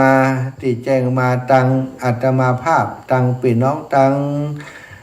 เวียงป่าเป้าตั้งเชียงไฮ้นี้เนาะสายของโยมแม่จิรพันธ์โมป้อวันนั้นบอกว่า2รถตู้แต่วันนี้อาตมาคาดหมายว่าเฉพาะของสายโยมแม่น่าจะประมาณ 3-4 ตู้แต่ว่ารวมๆแล้วที่แม่ขจารเวียงป่าเป้านี้ก็มากันถึง 5-6 ตู้แล้วนะศรัทธาญาติโยมตอนนี้ตั้งเชียงใหม่นี่ครูบาอาจารย์ท่านพระครูอภิวัตรพร้อมคณะของเปิ้นก็มีกันหลายคณะหลายกลุ่มนะที่จะเดินทางพร้อมกันก็ประมาณสัก6-7 ตู้พุ่นนะที่จะเดินทางมาในวันนี้มาฉันภัตตาหารที่วัดบรรพตสถิตที่นี่ท่านอาจารย์เพิ่นบอกเอาข้าวห่อมาโดยเตกัน มาเตข้าวห่อกินกันที่นี่แต่อาตมาแล้วก็ต่างพี่น้องต่างลำปางก็เตรียมไว้เนาะศรัทธาอาหารส่วนหนึ่งก็จะเป็นโฮงตานที่ศรัทธาญาติโยมที่เพิ่นทราบข่าวว่าครูบาอาจารย์จะมาก็ได้ทำกับข้าวกับปลาเป็นอาหารพื้นเมืองเพื่อจะรอต้อนรับศรัทธาญาติโยมศรัทธาญาติโยมจากตั้ง บ้านสีหมดเก่าแม่บัวเย็นจันทบเนาะบ้านหนองยางใกล้ๆกันฮะนะสถามี2โรงทานเนอะเป็นโรงทานของคุณโยมบุญธิราโยธาโยมแม่ศรีนวลสุรินทร์มงคล ก็จะนำโรงทานมาเนาะโยมแม่เล็กโยมแม่เล็กนะก็ปวลีอินสุวรรณก็จะเอาโรงทานมาแต่คืนนี้ได้รับทราบว่าที่แรกก็กว่าจำได้มาแล้วอินะแม่สมคิดนาฏบุรุษหรือว่าแม่บัวเงินร้านตองลัดนะแต่คืนนี้ได้ยินแม่ยมไม่อยากจ่ายโทรมาว่าน้องบัวเงินก็ไปอาจารย์อินะทีแรกว่าจำได้มาแล้วเปิ่นกว่าไม่ได้มาเปิ่นก็ฝากหอมมาล่วงหน้าไว้เหมือนกันแต่ว่าสรุปแล้วได้มาแม่จ่ายนาดงก็มาแม่แก้วเขาปนานแก้วมุนปนเอกแม่เสียจากบ้านนากวางนาฟานก็จะมาเนาะเดี๋ยวนี้รุ่นปนานแก้วมุนแม่เฟือง อีปอมได้โทรมากำเตือแต่ลักเกิดว่าน่าจะมาอีปอชอบลักมาปนานแก้วมุนบ้านแม่เฟืองเพราะเที่ยวนี้ครูบาอาจารย์เปิ้นมากันครบนะสถาก็จะได้พบปะครูบาอาจารย์เปิ้นตัวส่วนของตังในเวียงของเฮานี่เนาะใกล้ๆนี่ก็บ้านบุญเกิดนี่น้องซุกโยธินน้องซุกโยธินเขาแล้วก็ตังบ้านโถกหัวจ้างนี่ก็ได้มีก๋วยเตี๋ยวเนาะอาตมาก็ได้ติดต่อก๋วยเตี๋ยวอยากจะดูแลครูบาอาจารย์เป็นตัวศรัทธาญาติโยมตัวสั่งก๋วยเตี๋ยวน้ำใสก๋วยเตี๋ยวกาไก่โถกหัวจ้างน้องติ๊กนะน้องสาววันก่อนก็มาออกโครงการนี่แต่เที่ยวนี้บ่เฮอเปิ้นได้ออกโครงการบอกว่าเอาก๋วยเตี๋ยวมาทุกปีจะเอาเป็นโครงการร่วมกับท่านอาจารย์พระมหานุพดลสวนเมธีได้ตอนรับขับสู่ดูแลครูบาอาจารย์ที่เปิ้นเดินทางมาที่วัดบรรพตในวันที่เก่านี้เนาะแล้วจากที่อื่นๆก็มีอีกหลายที่หลายแห่งแม่น้อยอินยาศรีอีแม่ก็จะเอากับเข้ามาเหมือนกันบ้านอื่นที่อื่นก็แฮมหลายที่หลายแห่งเนื้อสถานถ้าได้ประกาศไผก็เดียวถ้ามีโอกาสก็โทรเข้ามาก็ได้เด้อว่าแม่จะเอานั้นมานะจะเอานี้มานะก็โทรมาบอกกันเนาะพอดีมีญาติโยมเปิ่นโทรมาต่อว่าเนาะอาตมาก็มีเวลาจดสถาญาติโยมอีแม่จะหอมมันจะฝากหอมท่านอาจารย์อีนะเอาบอกมาอีนะก็เลยบันทึกไว้นะสถาบันทึกไว้เอาแม่แก้วโทษนาบุตรนี่เป็นแม่แก้วโทษนาบุตร100 บาทมงคลชัยพรชื่น100 บาทไปแฮมเจ้าไตคุณเนาะสาธุอันนี้แม่อันนี้มีไป1 ลายต่อไปแม่แก้วกันเนาะกันจะแม่บ้านสันทุงไงแม่แก้วตันยกมาบ้านสันทุงกันแทะแหละกันแทะแม่กันตะมาเจ้าสันทุงน้ำไผ่แล้วกันสันทุงน้ำไผ่เจ้าแล้วก็เพื่อนจะหอมเลยพระอาจารย์ที่ไปดิหลวงปู่เนี่ยเจ้าแม่คนเดียวล่ะคนเดียวเจ้าแล้วก็พวกหลานนะโอนไปให้พระอาจารย์แล้วดีเนี่ยไม่เกี่ยวอันนี้แหมเจ้าหนึ่งสวัสดีค่ะขอนมัสการค่ะท่านอีกครั้งหนึ่งนะเจ้าค่ะแม่ท่านคะทีนี้กันเทศมันมี2 กันใช่ไหมคะผมนี่ขอร่วมอีกกัน1นะขอร่วมอีกซอง1นะเจ้าค่ะ101แล้วให้ท่านออกให้ก่อนนะคะเดี๋ยวจะโอนให้ทีหลังนะคะมีหลานกลับบ้านแล้วเมื่อกี้ให้โอนให้เช้าเป็นไรกันพอดีแต่เรามี2 กันคือแม่จะที่จะทำก็อยากจะทำอีกเจ้าค่ะท่านลูกท่านขออนุโมทนาสาธุนะคะท่านไม่ได้ไปและลึกถึงท่านตลอดนะเจ้าค่ะสาธุแม่สาธุจ้ะให้กำลังใจนะคะท่านคงไม่ว่างรบกวนท่านแค่นี้ก่อนนะคะจะเริ่มอ่านอะไรให้ลงพวกแม่แม่เมียงแม่แต่ถ้าอันนี้ที่เปิ่นฝากมานะอันนี้ได้พันปลายลูกเดี๋ยวนี้นะ มันมีอยู่สี่เจ้าแม่ได้บอกข้างหน้าก่อนเชื่อแบบสบายใจขออยู่แม่ตั้งใจเป็นใจอันนี้กองทุนเนอะลูกหน้าแม่ลูกกว่าหน้าแม่อันนี้กองทุนแม่วันนี้คือคำหล่อนี่เรื่องของอันนี้แม่เนียมนะเจ้าค่ะแม่เนียม10,000 คำปั้น100 บาทนางสาวจรัญพรนามวง100 บาทแล้ววันนั้นของแม่บัวลอย100 บาทนะเจ้าค่ะของแม่บัวเร็วไม่รู้เพราะว่าไม่ได้ขอแม่บัวเร็วไปส่งกันนั่นแหละมี2 คนนะเจ้าค่ะเป็น200 บาทแล้วอันนั้นเข้าแล้วนะคะ250 บาทที่โยมแม่โอนไปวันนั้นน่ะเจ้าค่ะเข้าแล้วแม่วันก่อนนะอันนี้เปิ่นหายเปิ่นห้อมมาเขามาประตูมาเจ้ายมแม่ทำประตูมาเนาะเจ้าจะด้วยเหมือนเลื้งแม่เพ้นเจ้าน่ะค่ะจัดเลยแล้วเจ้ากับไปคนนี้เจ้าประสบายเจ้าแม่เหลิมค่ะด้วยเหมือนเลื้งแม่เพ้นข้อทักแก้วนะเจ้าเอาว่าเหลิงได้แม่เหลิมเนาะเจ้าอันนี้เจ้าไม่ได้ไปคนมันย้อนเจ้าเลยคนหมดแล้วเจ้าไม่ได้ไปเลยเจ้าใช่ไหมเจ้าอันนี้ก็หอมฮื้อนะศรัทธาญาติโยมทั้งหลายอันนี้ไปอันนี้เป็นส่วนที่ศรัทธาญาติโยมเป็นฝากให้ฝากหอมมาเนอะอันนี้ก็เป็นที่อาตมาได้เอาใส่ซองไว้เรียบร้อยแล้วเป็นหอมมานะศรัทธาญาติโยมเป็นโอนมาเขาต้องใส่ซองให้เปิ้น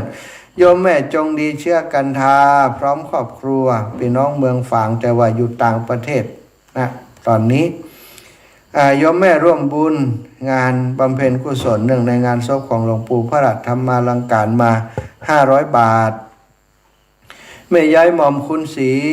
บรรณาฟานร่วมบุญมา100 บาทแม่สมคิดราชบุรุษพร้อมครอบครัว200 บาทวันนี้ก็จะวันนี้ก็จะมาร่วมบุญตัวอยู่นะและแม่บานเย็นพร้อมครอบครัว100 บาทอันนี้ร่วมบุญของพระราชงานบำเพ็ญบุญหลวงปู่แม่พลอยฉิมปรีร่วมบุญงานศพหลวงปู่เนาะ100 บาทคุณโยมอารีสิทธิบุญธรรมก็ร่วมบุญมาแหม100 บาทแล้วแม่มีวงชุมพู100 บาทแม่ไผ่สี100 บาทคุณโยมกนกพิชัยนาอันนี้เปิ่นร่วมบุญน้ำปานะถวายสงฆ์และก็เลี้ยงศรัทธาญาติโยมตัวได้ร่วมบุญมา 3,000 บาทเนอะแม่บัวคำเทพศิริแม่บัวลอยเทพศิริพร้อมด้วยลูกหลานร่วมทำบุญงานศพหลวงปู่200 บาทแม่เทียมพรหมวงศ์โทกหัวจ้างร่วมบุญงานศพหลวงปู่60 บาทแม่บัวไขวงหารร่วมบุญงานศพหลวงปู่100 บาทแม่ฟองจันเมืองมาล่าร่วมบุญงานศพหลวงปู่พระราชธรรมาลังการ100 บาทศรัทธาญาติโยมส่วนที่เปิ่นจะมาวันนี้ก็คงแหมหลายท่านหลายคนเนาะส่วนศรัทธาญาติโยมเที่ยวนี้อีแม่บัดตันแต่เนอะอีนากล่อมเป็นยังเนอะช่วงเวลาอื่นที่คนหมู่ลำปางของเราก็ยังมีโอกาสเนาะยังมีช่วงของงานพระราชทานเพลิงศพซึ่งก็ตั้งวิทยาลัยสงฆ์นครลำปางซึ่งเป็นแม่งานในเรื่องนี้เพิ่นก็จะได้จัดกิจกรรมเริ่มตั้งแต่เดือนกุมภาเนอะศรัทธาญาติโยม26 กุมภา26 กุมภาจะบำเพ็ญกุศลที่พระราชทานเพลิงศพวันมีนาเนาะประมาณวันที่ 2-3 มีนาเจริญพรแม่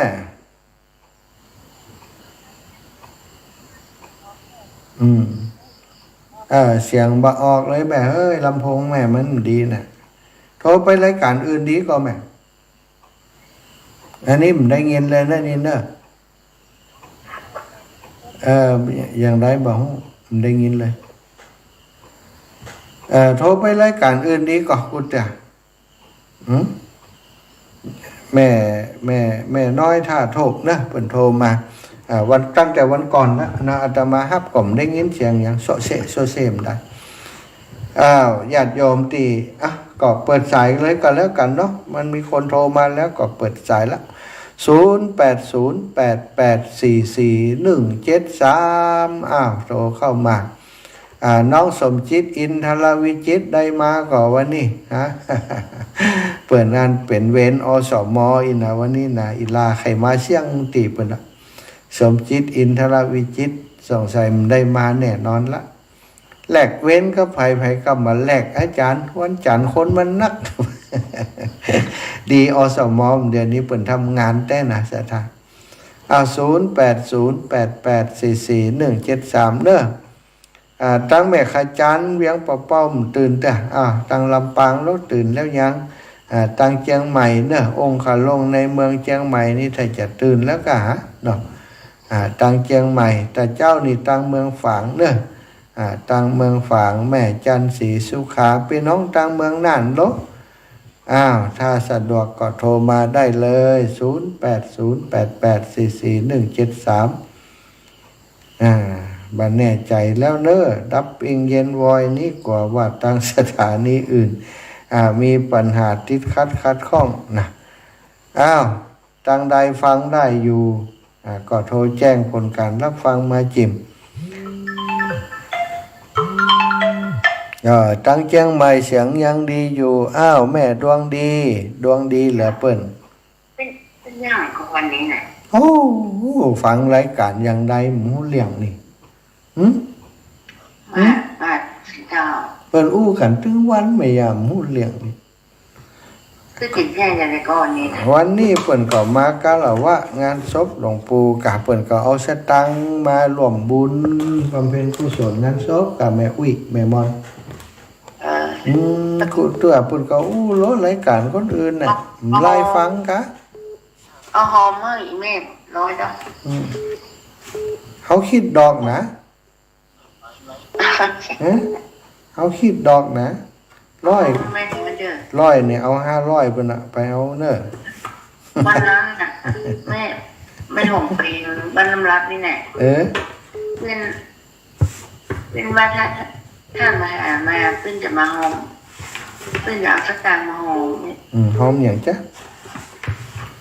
ถ้ามานี่แน่อย่ามาหอมมันนี่หลงปีเจ้าได้ไงรับอยู่แก้มอย่างนี้นอนอยู่ก็อะไรนอนจังโดนหน้ากันนะนอนเรื่องเกิ่งท่านน่ะสาธุอีแม่บุญรักษาเนอ100แม่ดวงดีเจ้าแม่ดวงดีนารัตะ100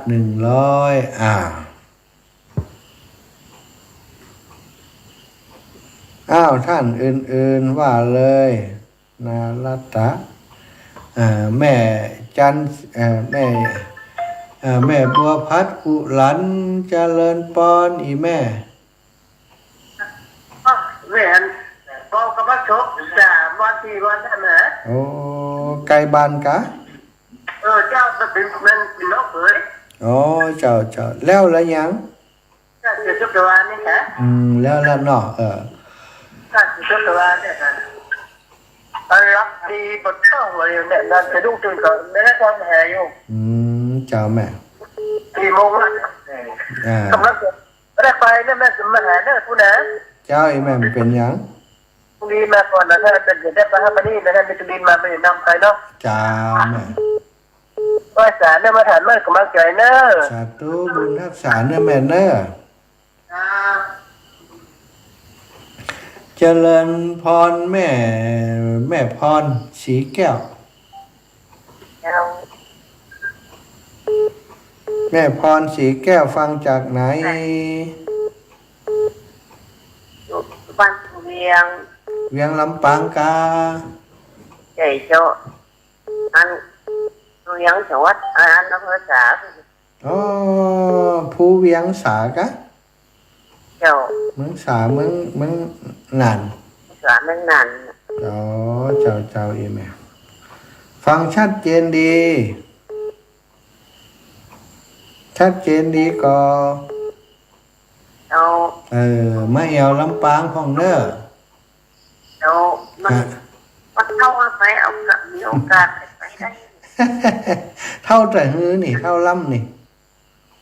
ไป73นี่นะ โอ้หนุ่มอยู่90ปุ่นกับเท่าล่ำสัตว์ตัวเนอมีโอกาสมาเนอบุญทักษาใช่ไหมเจริญปอนโยมแม่จันเรือนใส จ้าไหว้สาเจ้า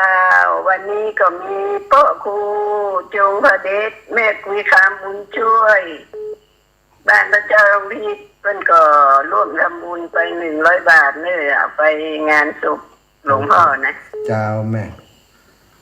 บึดตากันเนาะ เจ้าอีแม่วันนี้ฮออย่างมากิน วันนี้จะไปกินพุ่นนะกัน โอ้ได้เลี่ยงละอันน่ะว่าจะไม่หลุดเตะหอเข้าอีแม่น่ะ มีแหน่นอนมีแหน่นอน ที่เหมือนงานพุ่น มีแหน่นอนน่ะอย่างน้อยน้ำพริกกันกินทอดอีแม่นี่ ล้ำอยู่นั่นพี่ก็ล้ำอยู่ สาธุปากันนะแม่นะ จ้าไหว้สาเจ้า สาจ้ะโยมแม่จันเรือนใสวันนี้อีแม่ก็มาเจริญปอนโยมพ่อพ่อหนานประเสริฐนาน้อย ไหว้สาครับปอที่ต่ำละพังอยู่นี่ จ้าพ่อ เสียงดังฟังสักทีเนาะวันเสียงหวานดีโอ้เขาเข้าใจหนึ่งต้องการทำเนี่ย สาธุพ่อ ขอให้ดูไปอยู่เป็นชุดนกหรือคนใจปลาคนนี้กำลังใจก็คือผมชุดคนเล่นต่อไปครับเป็นที่ถ้าที่กรุงแกบอกตรงไงแกอุสุการไปครับนี่ สาธุบุญรักษาปอนเนอ เราพักษาความดีแน่อันอาจารย์ดูข้าว สาธุอีปอกก็เหมือนกันอยู่ดีมีสุข ครับครับ เขามาจากเมืองน่านตัวแทนเมืองน่านอันนี้ตัวแทนลำปางกันนี่ เจ้าต้องเป็นลำปาง อย่าเลินพรนี่แม่ เจ้าขอช่วยบอกเทวดาเฮ็ดแม่กินเนอร์เป็นฝนตกหนักเสียไปก็ได้ โอ้เดี๋ยวตีแม่ตกอะ โต๊ะปากบ้านนี่ฝนโต๊ะค่ะประเดี๋ยวเนี่ยลูกจังไม่มาว่าไปเจอโต๊ะแต่บ้านเขาอย่างโต๊ะ อันนี้มันตกไหนแม่นี่ โอ้ดีถนนจะได้บริเวณแม่จะได้ไปสบาย9 โมงแม่ก็จะออกไป9 โมงฝ่ายเนาะ เจ้าแม่ ไปเจ้าน้อยเจ้าแต่เจ้าแต่ได้เสียงฟังชัดอยู่ไหนเจ้า เจ้าสาธุบุญรักษา เจ้า แม่ มาดึงเจอกัน เจ้าเจอกันแม่เล็กปาวลีเจริญปอนแม่ทองสุขสีที่นิ้ว เจ้า แม่ทองสุขฟังจากไหน จากทั้งจากอันบุญยวาดนะเจ้า อยู่บ้านไหน เจ้าบุญจะไปเก่าเด้อ โอ้ปะกันแหลมมืดแหละ เจ้า แม่ทองสุขอยู่บ้านไหนก็ บ้านนาดงที่บ้านไหนใจกะ อ๋อมาตัวอีแม่โลนี่ เจ้ามาด้วยนาใจเจ้า มาตัวแม่ใจแม่ใจนี่ไปไหนเพิ่นจังใจอย่างเดียวกะ นาดงเนาะวิดป้ากันเนาะแม่เนาะ เจ้า บึดเตะห่อเข้าด้วยกันบึดเตะห่อเข้าเปาะกันเนาะ เจ้า พี่น้องกันบ้านนาดงเนี่ยนาดูนาดงนากวางนาฟานนาถึงนั่นน่ะสตะเพิ่นเนี่ยให้ยานากันเนาะ0808844173สายใหม่ๆโทรมาพ่องเด้อเอาพี่น้องทางเมืองปานดูไผจะมาพ่องนี่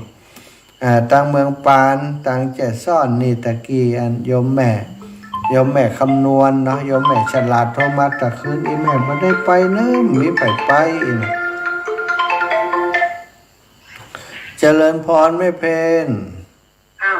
ภาษาเจ้านะหมาชัดเจนดีเด้อ ชัดเจนดีเนาะ แม่เพนจ่ายเนาะ คนสู้ชีวิตสู้อย่างไรก็ แสงไฟสว่างตาเนาะ เอา แสงไฟสว่างตาแสงธรรมะสว่างใจสว่างตาได้แสงไฟสว่างใจได้แสงธรรมเจ้า ฟังชัดเจนที่พระอาจารย์ถ้ามาหาเดินทางก็ได้ขอปลอดภัยเด้อ อ๋อสาธุบุญรักษาแม่เนอะ จากที่ชีวิตกับท้ายของแบงค์จ้ะนั่นเลยหอมจ้ะ อ๋อเจ้าสาธุสาธุสาธุอีแม่ว่าสู้ชีวิตด้วยการแป่งหอมแบ่งอีวะ แม่ศรีวิไลอ้าวว่ายังไงเปลี่ยนน้องบ้านไหน แม่ฟังอยู่แน่ตลาดได้ไปเจ็บเจ้าอะไรเจ้า ปลาล้านกะ เจ้า อ๋อปลาล้านร้อยสเก็ตนี่กะ เจ้าคนตกห่างเจ้า ปลาล้านร้อยสเก็ตเนาะ เจ้า อ๋อแม่ศรีวิไลฝนตกอีล่ะ เจ้า โอ้ดอยสะเก็ดฝนตกถึงฝนจะตกถึงฟ้าจะร้องกลับมาสาธุบุญรักษาเนอะพี่น้องดอยสะเก็ดตื่นเจ้าอันละลู่นี่ฮะศรัทธาทั้งหลายนี่มีหลายท่านหลายคนพยายามติดต่อไม่ได้แล้วไม่อยากแก้วกาดปงเนี่ยเอามาแห่ไม่กะไม่อยากแก้วกาดปงตะกี้ครับตันทกรรมมันข้างสายอยู่เนาะก็080มีเวลาแหมสักน้อยหนึ่งนะ0808844173สำหรับชั่วโมงนี้ชั่วโมงต่อไปก็ได้พบปะกันต่อเนาะ0808844173ศรัทธาญาติโยมเนอะ0808844173ใครที่จดเบอร์โทรมาตันชักเตี่ยวันนี้ตันแล้วโทรมาเนอะ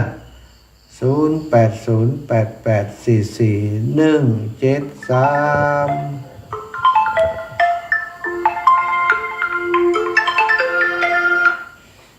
ว่ายังได้ยินแล้วยังได้ยินแล้วได้ยินห่างๆไกลๆเนี่ยว่าไปเลยเจ้าแม่22 40 บาท22เป็น80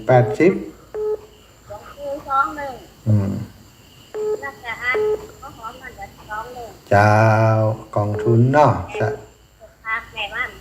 เอาสาธุอีแม่ปักบุญยวัดเลยเนาะสาธุเนอะบุญรักษาแม่เนอะเจ้าจ้ะเจริญปอนหกพ่อเสร็จ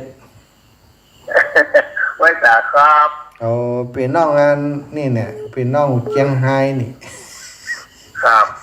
วันนี้จะไปจะออกใน8 โมงนะครับ เอา8 โมงก็มาถึงเพศ9 โมงอ่ะ ครับประมาณ1 โมงฝ่ายก็จะน้องไปเนาะ 9 โมงป่ายน้อยๆ10 โมงนี่จะหนาวเนาะ จะไปแวะที่ห้างก่อนเนี่ยแล้วประเดี๋ยวปุ๊บอีพ่อทรงมาได้ไปนะ ไอ้ปอเป็นยังบ่ อีพ่อนี่อันกับว่าวันนี้เพื่อจะเสียไม่เท่าเพื่อนแล้วไอ้พ่อก็ไปตอนแรกนี่เลี้ยงกันแล้วพ่อก็จะไปประเด็นนี้พ่อหนาอาจารย์ไม่ไปแทนพ่อทรงเหี่ยจ้ะตอนวันนี้เดี๋ยวกับอาจารย์เนี่ยจำเป็นมันรู้ไอ้พ่อทรงก็รู้เนาะได้เพิ่นจะเผาศพวันนี้เปลี่ยนในเท่าเปิดจ้ะก็เปิดแต่ว่ากับปลาตันปล่อยโม่ทั้งลูกทั้งหลานเนี่ยปลาตันปล่อยครับไปดูเพิ่นจ้ะป่อเป็นยังไม่ว่ากันเนาะป่อเนาะเพิ่นติดงานเนาะครับแต่ว่ามันจะมาปลากันที่อันปลาเขาแถมเหมือนกันเนาะเคยนั่นกันที่เนาะจ้ะก็ปลาจะลากท่านก็จะมาหาเดือนได้มาเนาะวันที่ยังก็ป่อวันที่22เนี่ยหมายถึงว่าวันที่22จ้ะสาธุบุญรักษาป่อเนอะจ้ะรักษาครับเดี๋ยวปาการป่อสาธุแม่สุดแก้ว11เจ้ากลับไปจ่าเด้ออันพระมหาเจ้าไม่สุกเกี่ยวศิลปรติเตี้ยนะหัวปุงเด้อเจ้าอยู่เด้อเจ้าเด้อตื่นก็มาแต่เจ้าเลยเจ้าฟังท่านพระมหานะเจ้า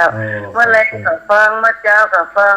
ทุกตนทุกองค์เด้อเจ้าเด้อสาธุบุญรักษาอีแม่เนอะได้ฟังธรรมนักเนาะ เจ้ากับไว้สาธุเจ้า อ้าวอันนี้เนาะ2-3 รอบแล้วติดแล้วเนอะอ้าวอันนี้ติดแล้ว เอาไว้สาเจ้าข้าหมา เอาไผ่จ้า แม่อุ้ยสาวพุ่งตะวันเบื้องเหนือมึงว่าเจ้า แม่อุ้ยสาวกะ เจ้าอุ้ยสาวพุ่งตะวันเจ้า คุ้มตะวันอยู่ไหนก็ อยู่มึงว่าเบื้องเหนือด้วยสเก็ตเจ้า เมืองว่าหลวงเหนือเนาะเจ้าดอยสะเก็ดเจ้าเอ แม่ ง ฟังประจำนี่ฟังตั้งเมื่อเจ้าและเจ้า จ้า เพื่อฟังได้มีโอกาสแม่ไปมันได้ลำบาก เนี่ยอย่างไรมันเนาะมามันได้ข่มได้เนาะ ได้สาธุโมทนาตัวเนอ จ้าบุญรักษาแม่เนอะ กำลังใจให้ทานตัวเนอ สาธุ แม่บางเดือนเจ็บนัก เจ้าสาธุอีแม่หมดเวลาพอดีเชี่ยงหมดละ ค่อยพบกันในชั่วโมงหน้าเนอะศรัทธาญาติโยมทั้งหลาย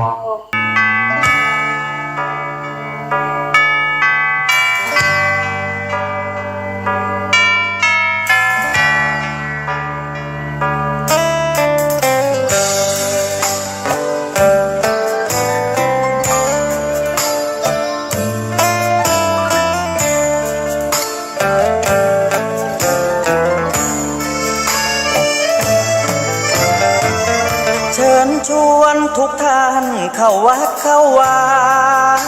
ฟังธรรมะจากหลวงตาเสริมชีวาให้สุขสดใสยึดมั่นหลักธรรมคำสอนไว้ให้ขึ้นใจความดีรีบทำกันไว้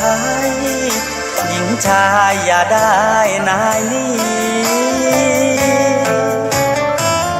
เชิญชวนทุกท่านเข้าวัดเข้าวาทำบุญนอบน้อมต่อพระรัตนตรัยแก้วเจ้า3 ประการ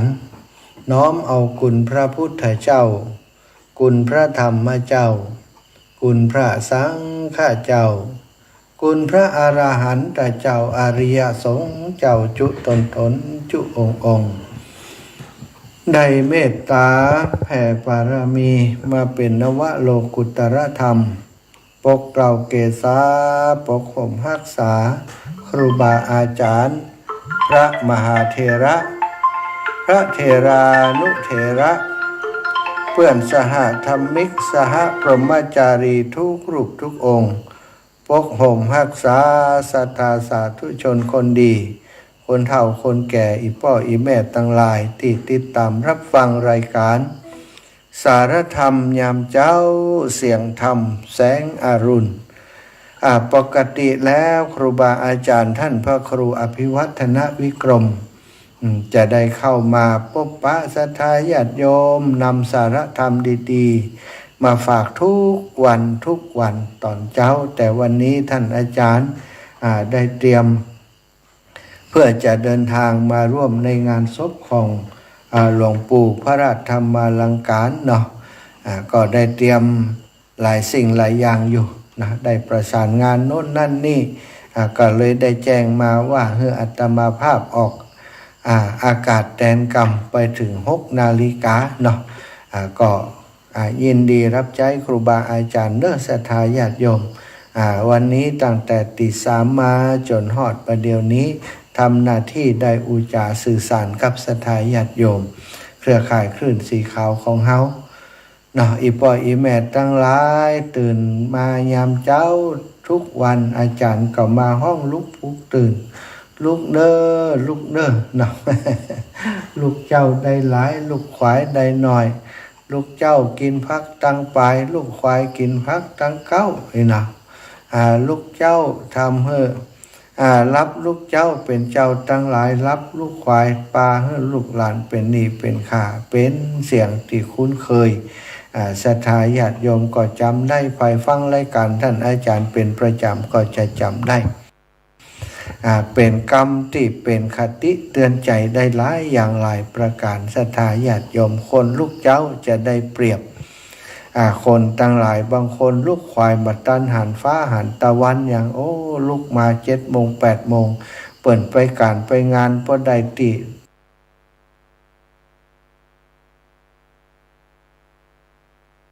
บ่ได้การได้งานไปหลายอย่างแล้วตัวกำลังลุกมา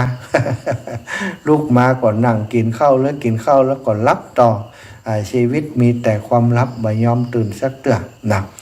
ห้องลุกปลุกตื่นมาเจ้าอากาศสดชื่นลุกมาเนี่ยเวียกเนี่ยการนะบางผ่องก่อนนึ่งข้าวเป่าไฟบางผ่องก่อนลุกมาโอ้จัดแจงแปลงดาเรื่องนั้นเรื่องนี้ตื่นเจ้ามามันอารมณ์ดีสถาญาติโยมท่านลูกควายร่างกายมันอ่อนมันเพลียฟื้นคือเป็นประจำรับเป็นปกติรับได้เวลารับนอนก่อนรับนอนนอนนั่งนอนมันรับนะสถาญาติโยมก่อนจะรับจะนอนสวดมนต์ไหว้พระทำจิตให้เป็นสมาธิทำจิตให้เป็นสมาธิเรื่องวุ่นวายทั้งหลายเอาวางไว้เอามาคิดมาคิดตอนนอนบ่ได้คนสมัยโบราณเพิ่นว่ากลางวันเป็นไฟกลางคืนเป็นควันกลางวันเป็นไฟนะกลางคืนเป็นควันนอนคิดกังวลเรื่องอดีตที่ผ่านไปแล้วโอ้แต่เจ้าเรื่องมันจบไปแล้วก็เอามาคิดอยู่หันเป็นควันจุ่มบางเทื่อก็เป็นควันไปตั้งนาวันผูกอันเรื่องนู้นเรื่องนี้คิดไปคิดมาเอาละเป็นใหญ่จิตใจมันฟุ้งซ่านส่งไปเรื่องในอนาคตไอ้อย่างจะเกิดขึ้นในอนาคตก็ยังบ่ฮู้คำเตือนแต่คิดไปเป็นทุกข์เป็นตะเดือดร้อนเหมือนกับเป็นควันสุนไฟลุกจุ่มหันชะตาควันที่จะพักผ่อนให้เต็มที่นอนให้สบายนะคนเฮาจะเอาอย่างนักเนาะกินเองได้กินได้ถ่ายคล่องสมองดีกินได้ถ่ายคล่องสมองดีอันนี้ก็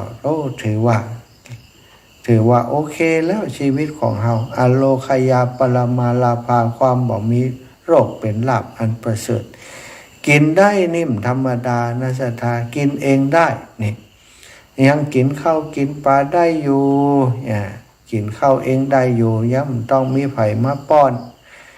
หรือว่าจะมีไผมาป้อนก็ยังเกี้ยวยังกืนยังลื่นได้อยู่นี่ก็ถือว่าโชคดีถ้าเมื่อไรหยอดน้ำข้าวต้มแล้วก็หนักแก่นานลำบากครับ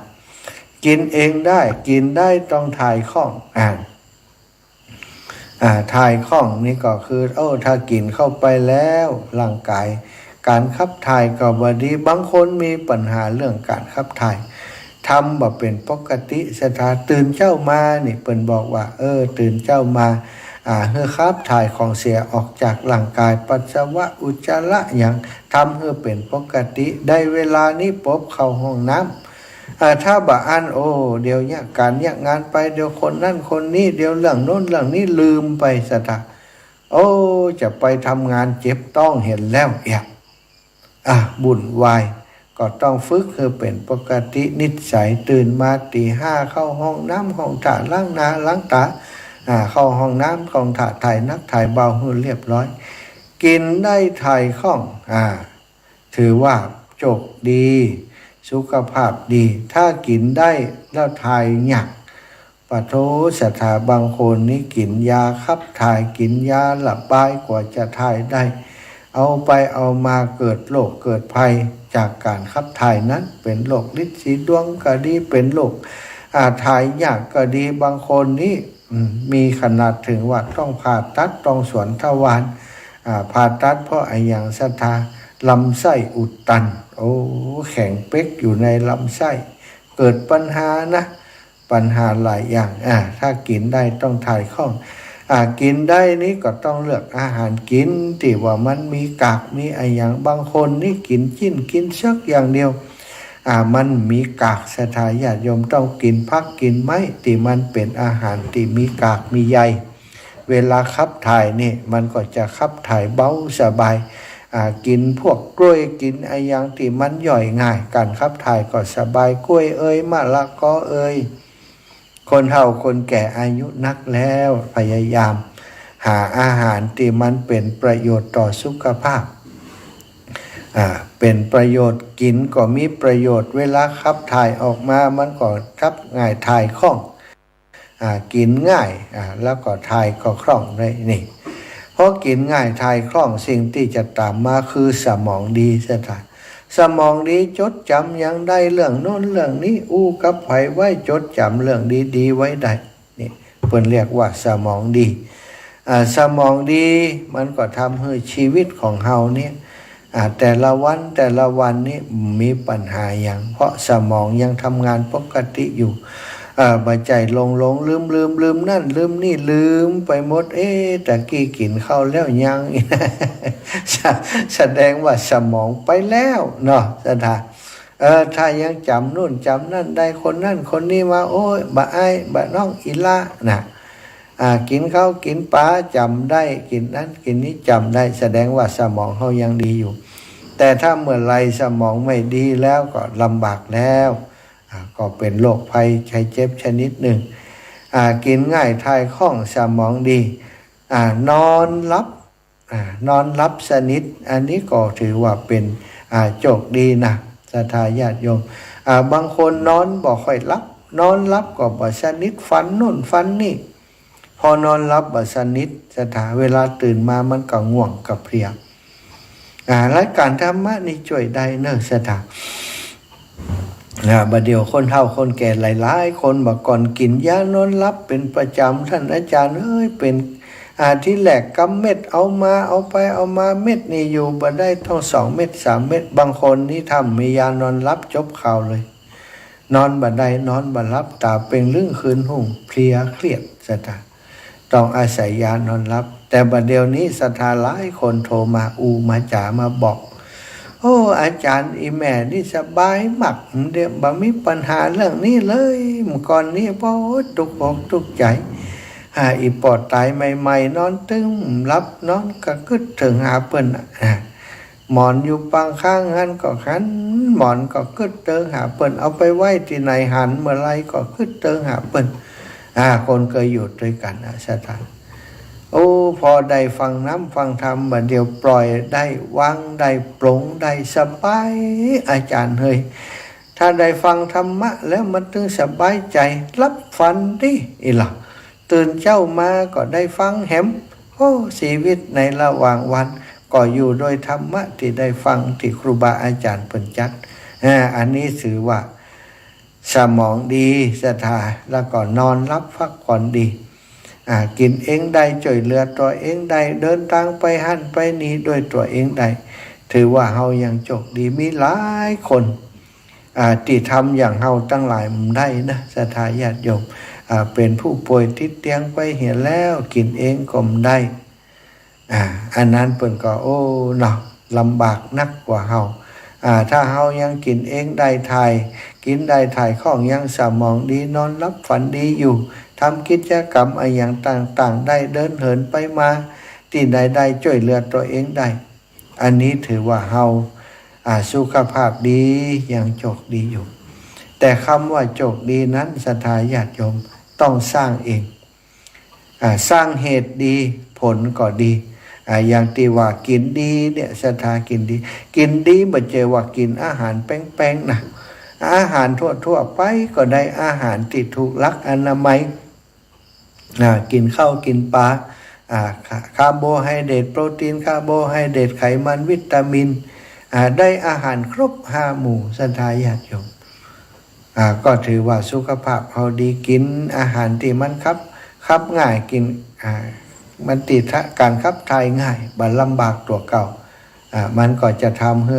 สุขภาพของเขาดีผิวพรรณวรรณะสุขภาพดีจิตใจมันก็ดีตามมาการพักผ่อนคนเฮาต้องมีการพักผ่อนเสียบ้างเสียบ้างคนเฒ่าคนแก่เฮาบ่ใจคนหนุ่มคนกำทำงานหามลุงหามค่ำอย่างลูกอย่างหลานอย่างที่เฮาเคยทำมาบ่ได้แล้วเฮาก็ผ่อนปลนลงมาอย่างที่มันนักหนาเกินไปก็ควรก่อยๆเนี่ยก่อยๆทำไปถ้าฮักโหมเป็นอย่างขึ้นมาลำบากลูกหลานเนี่ยบางคนอายุ70-80ไปยกของนัก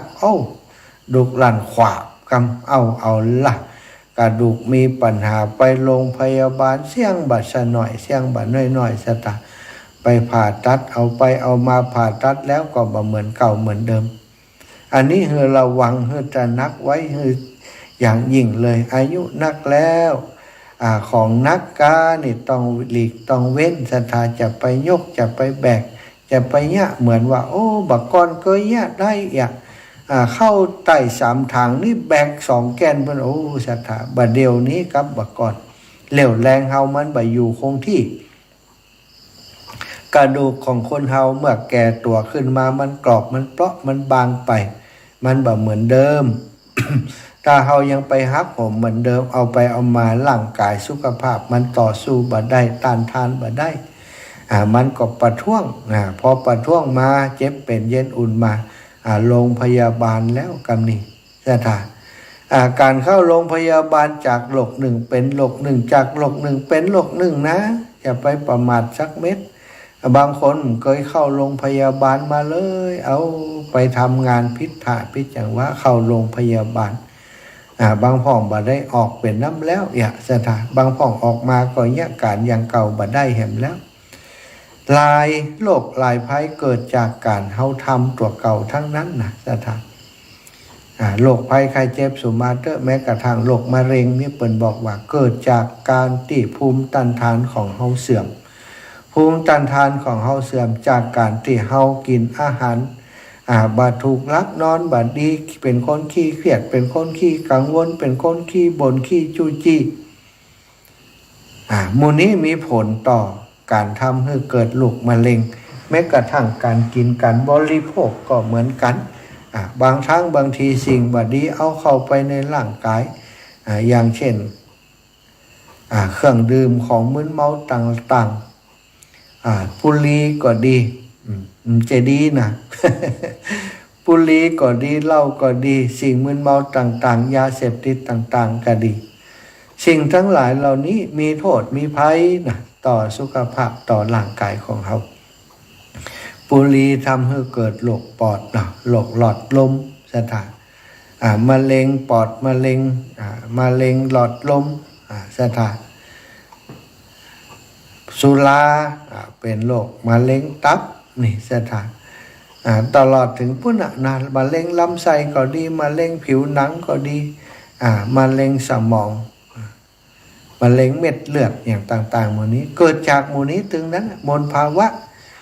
จะเกิดจากอาหารเกิดจากสิ่งที่เฮานำเข้าไปสู่ร่างกายแล้วก็ที่สำคัญอีกอย่างหนึ่งก็คืออารมณ์ก็เป็นส่วนหนึ่งที่ทำให้เกิดโรคภัยต่างๆขึ้นมาในร่างกายของเฮาฉะนั้นเฮาทั้งหลายศรัทธาญาติโยมอีป่ออีแม่ทั้งหลายจะให้สุขภาพดีบ่มีขายถ้าอยากได้ต้องทำเองเริ่มจากการกินอาหารที่มีประโยชน์นอนหลับพักผ่อนให้เพียงพอเป็นคนที่รู้จักปล่อยรู้จักวางจะไปเป็นคนยังขี้โกรธขี้เกียจอย่างใดก็ยังเหมือนเดิมยังบ่เปลี่ยนยังบ่แปลงยังเป็นคนกิ้วจี้จุกจิกมีเรื่องมีราวกวนใจลูกกวนใจหลานอยู่ตลอดกวนใจตัวเก่าตัวเองอยู่ตลอดแสดงว่ามีความผิดปกติแล้วเราจะต้องจัดการตัวเองบ่มีไผจัดการให้เฮาได้นะศรัทธาท่านเจ้าทั้งหลายโรคภัยไข้เจ็บที่เกิดขึ้นในร่างกายคุณหมอดูแลเฮาได้แต่การรักษาจะให้มันหายให้ดีนั้นนอกจากยาคุณหมอแล้วเฮาก็ต้องมารักษาโดยการที่ต้องดูแลสุขภาพของตัวเก่าสุขภาพดีบ่มีขายอย่างใดศรัทธาเพราะว่าไผจะขายให้เฮาได้แม้กระทั่งหมอพยาบาลแค่ได้รักษาโรงพยาบาลส่งเสริมสุขภาพก็ส่งเสริมเทคโนโลยีคือกินอาหารถูกหลักอนามัยจะกินอย่างให้ล้างเหี่ยก่อนให้ดูแลให้สะอาดปรุงให้สุกอย่าให้มันเป็นโทษเป็นภัยแต่คนก็บ่ค่อยจะอาหารบางอย่างเนี่ยโอ้ศรัทธาญาติโยม เป็นพักเป็นไม้เป็นผลละหมากหลากไม้บางทีนี่เปิ่นผลยาเปิ่นฉีดยามาเนี่ยเฮาจัดเนี่ยอย่างใดให้สุขภาพเฮาดีการกินมื้อเนี้ยสำคัญซะท่านทำให้มันสะอาดก่อนสะอาดที่สุดเท่าที่จะทำได้การบริโภคก็บริโภคให้ถูกต้องของบางอย่างกินสดได้ก็กินสดบ่ได้อย่างอาหารสุกๆดิบๆเป็นอันตรายต่อสุขภาพเนี่ยสถานถ้าเฮากินเข้าไปบริโภคเข้าไปนี่เอาเข้าไปแล้วเอาเข้ามันง่ายแต่เอาออกมันยากบริโภคเข้าไปอาหารสุกๆดิบนี่เป็นโรคตัวจิตเป็นโรคไอยังต่างๆนี่บางคนนี่ตายเพราะกินก็มีสถานกินหมูปลาหลับกินหมูปลาหูดับไปเหียนั่นนะหมูป่านี่มันบ่ได้ถ่ายยาบ่ได้กำจัดยาอย่างโดยสถาบางแต่ตัวจีดฝังอยู่ในเนื้อกินสดเข้าไปกินหลับกินรูพยาธิเข้าไปช้อนชัยแตงฝังตัวอยู่ในสมองก็ดีฝังตัวอยู่ที่ในที่ตับที่ปอดที่ม้ามกลายเป็นจุดที่ทำให้ภูมิคุ้มกันเสื่อมกลายเป็นมะเร็งตับไปได้ก็มีนะอันนี้เกิดจากอาหารการกินคุณหมอเปิ้นบอกว่าอาหารเนี่ยสำคัญต่อร่างกายอาหารอากาศและก็อารมณ์อาหารอากาศและอารมณ์อาหารก็ต้องดูแลจัดการให้ดีอากาศก็ต้องอยู่ในอากาศที่มันสายใจหายใจโล่งหายใจสบายที่มีออกซิเจนไปอยู่ในอากาศที่เป็นมลพิษนะสถานเปิ่นฉีดยาฆ่าแมลงนี่ไปยืนกันอยู่แถวนั้นคนฉีดยาเปิ่นปิดหน้าปิดตาคลุมหมดเขาไปยืนพอเปิ่นฉีดยาฆ่าแมลงฉีดยาอย่างต่างๆนี่สถานมันก็ปิวเข้ามาหาเฮาหายใจเข้าไปเนี่ยก็ก่อเกิดโรคภัยต้องระมัดระวังอากาศต้องอยู่ในพื้นที่อากาศบ่มีมลพิษอากาศที่มันเป็นมลพิษต่างๆเนี่ยมันทำให้ระบบสมองของเขาก็ดีระบบการหายใจระบบการฟอกเลือดของเขาบ่ดี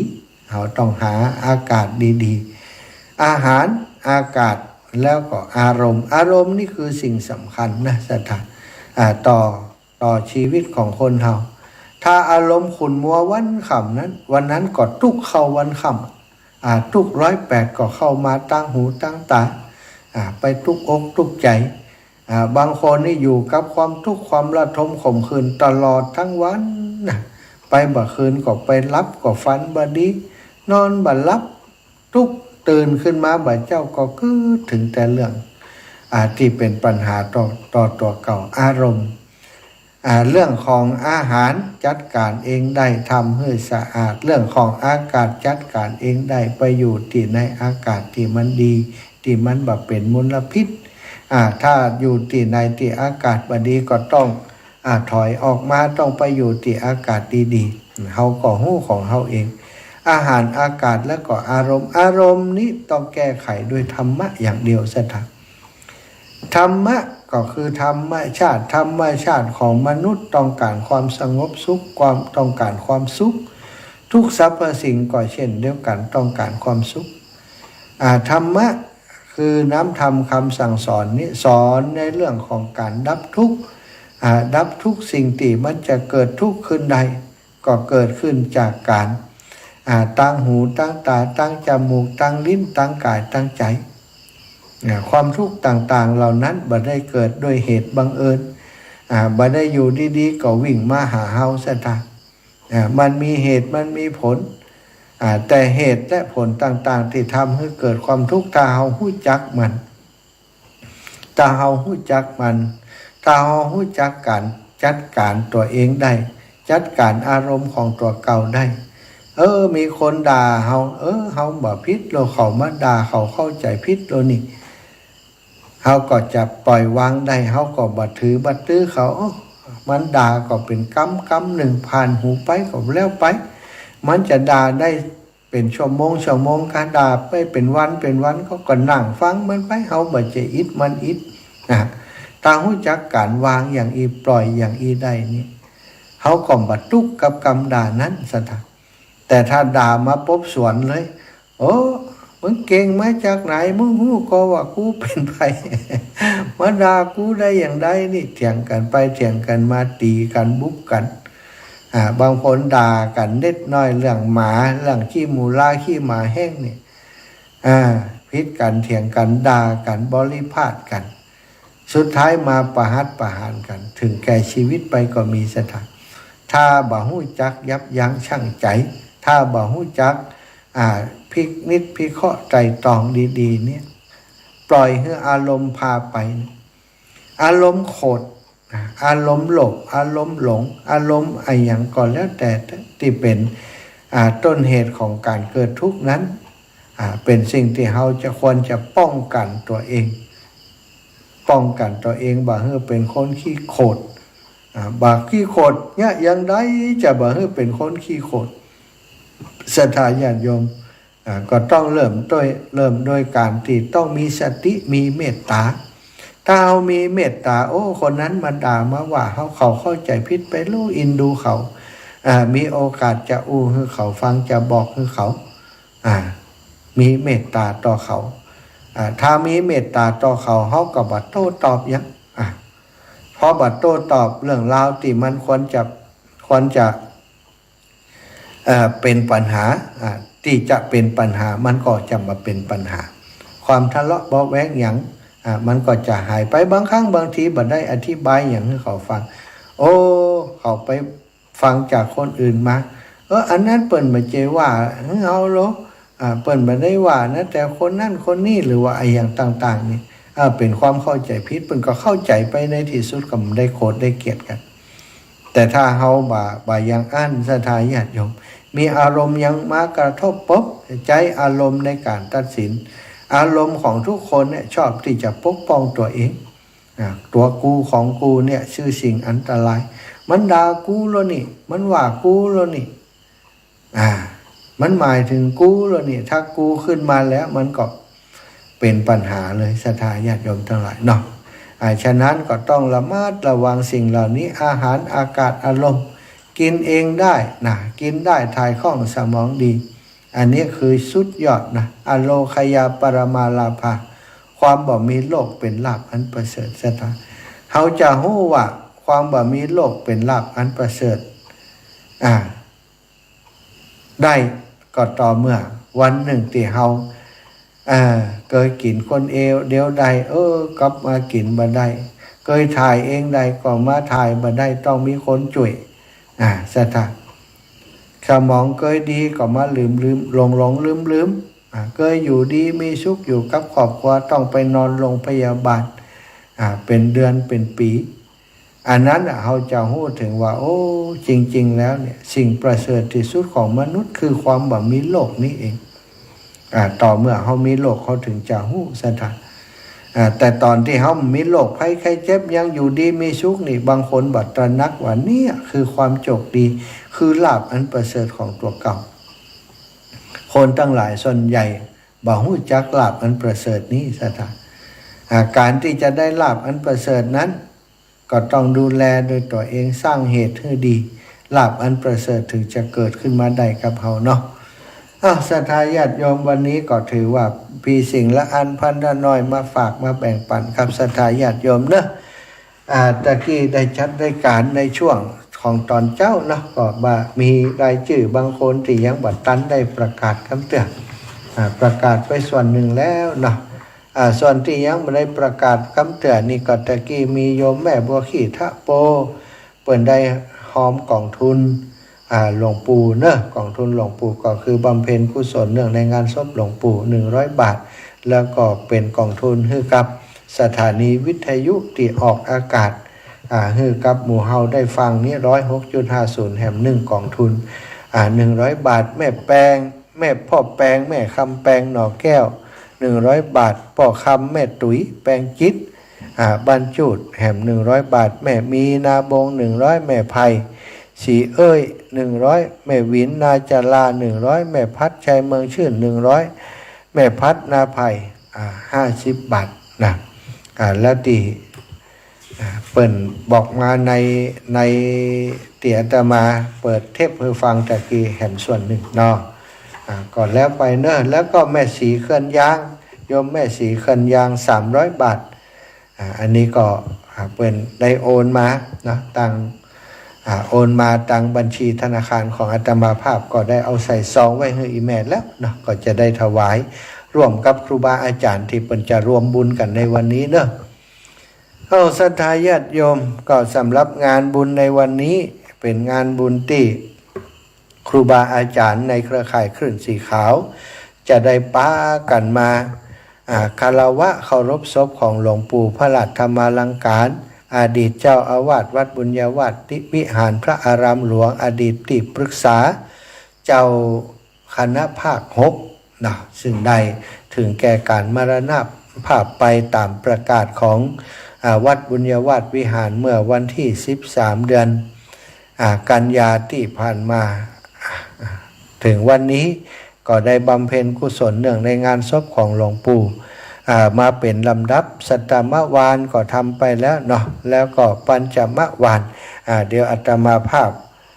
ปัญญาสมวานเนาะก็คือ50 วันจะทำในวันที่30 เดือนตุลานี้ก็จะมีงานแห่มหลายอย่างหลายประการอาตมาก็จะได้ขออนุญาตประกาศให้ศรัทธาญาติโยมทั้งหลายได้รับฟังเนอะพ่อกำนันธัญพัฒน์ปาเขินตะดูอยู่ครับพ่อกำนันฝนตกนะที่เวียงป่าเป้าเนอะแต่ลำปางนี่สบายมากอีป่อฝนบัดตกนะขณะนี้ฝนบัดตกเนอะที่ลำปางเนาะที่เวียงป่าเป้าปรากฏว่าฝนตกเองนะ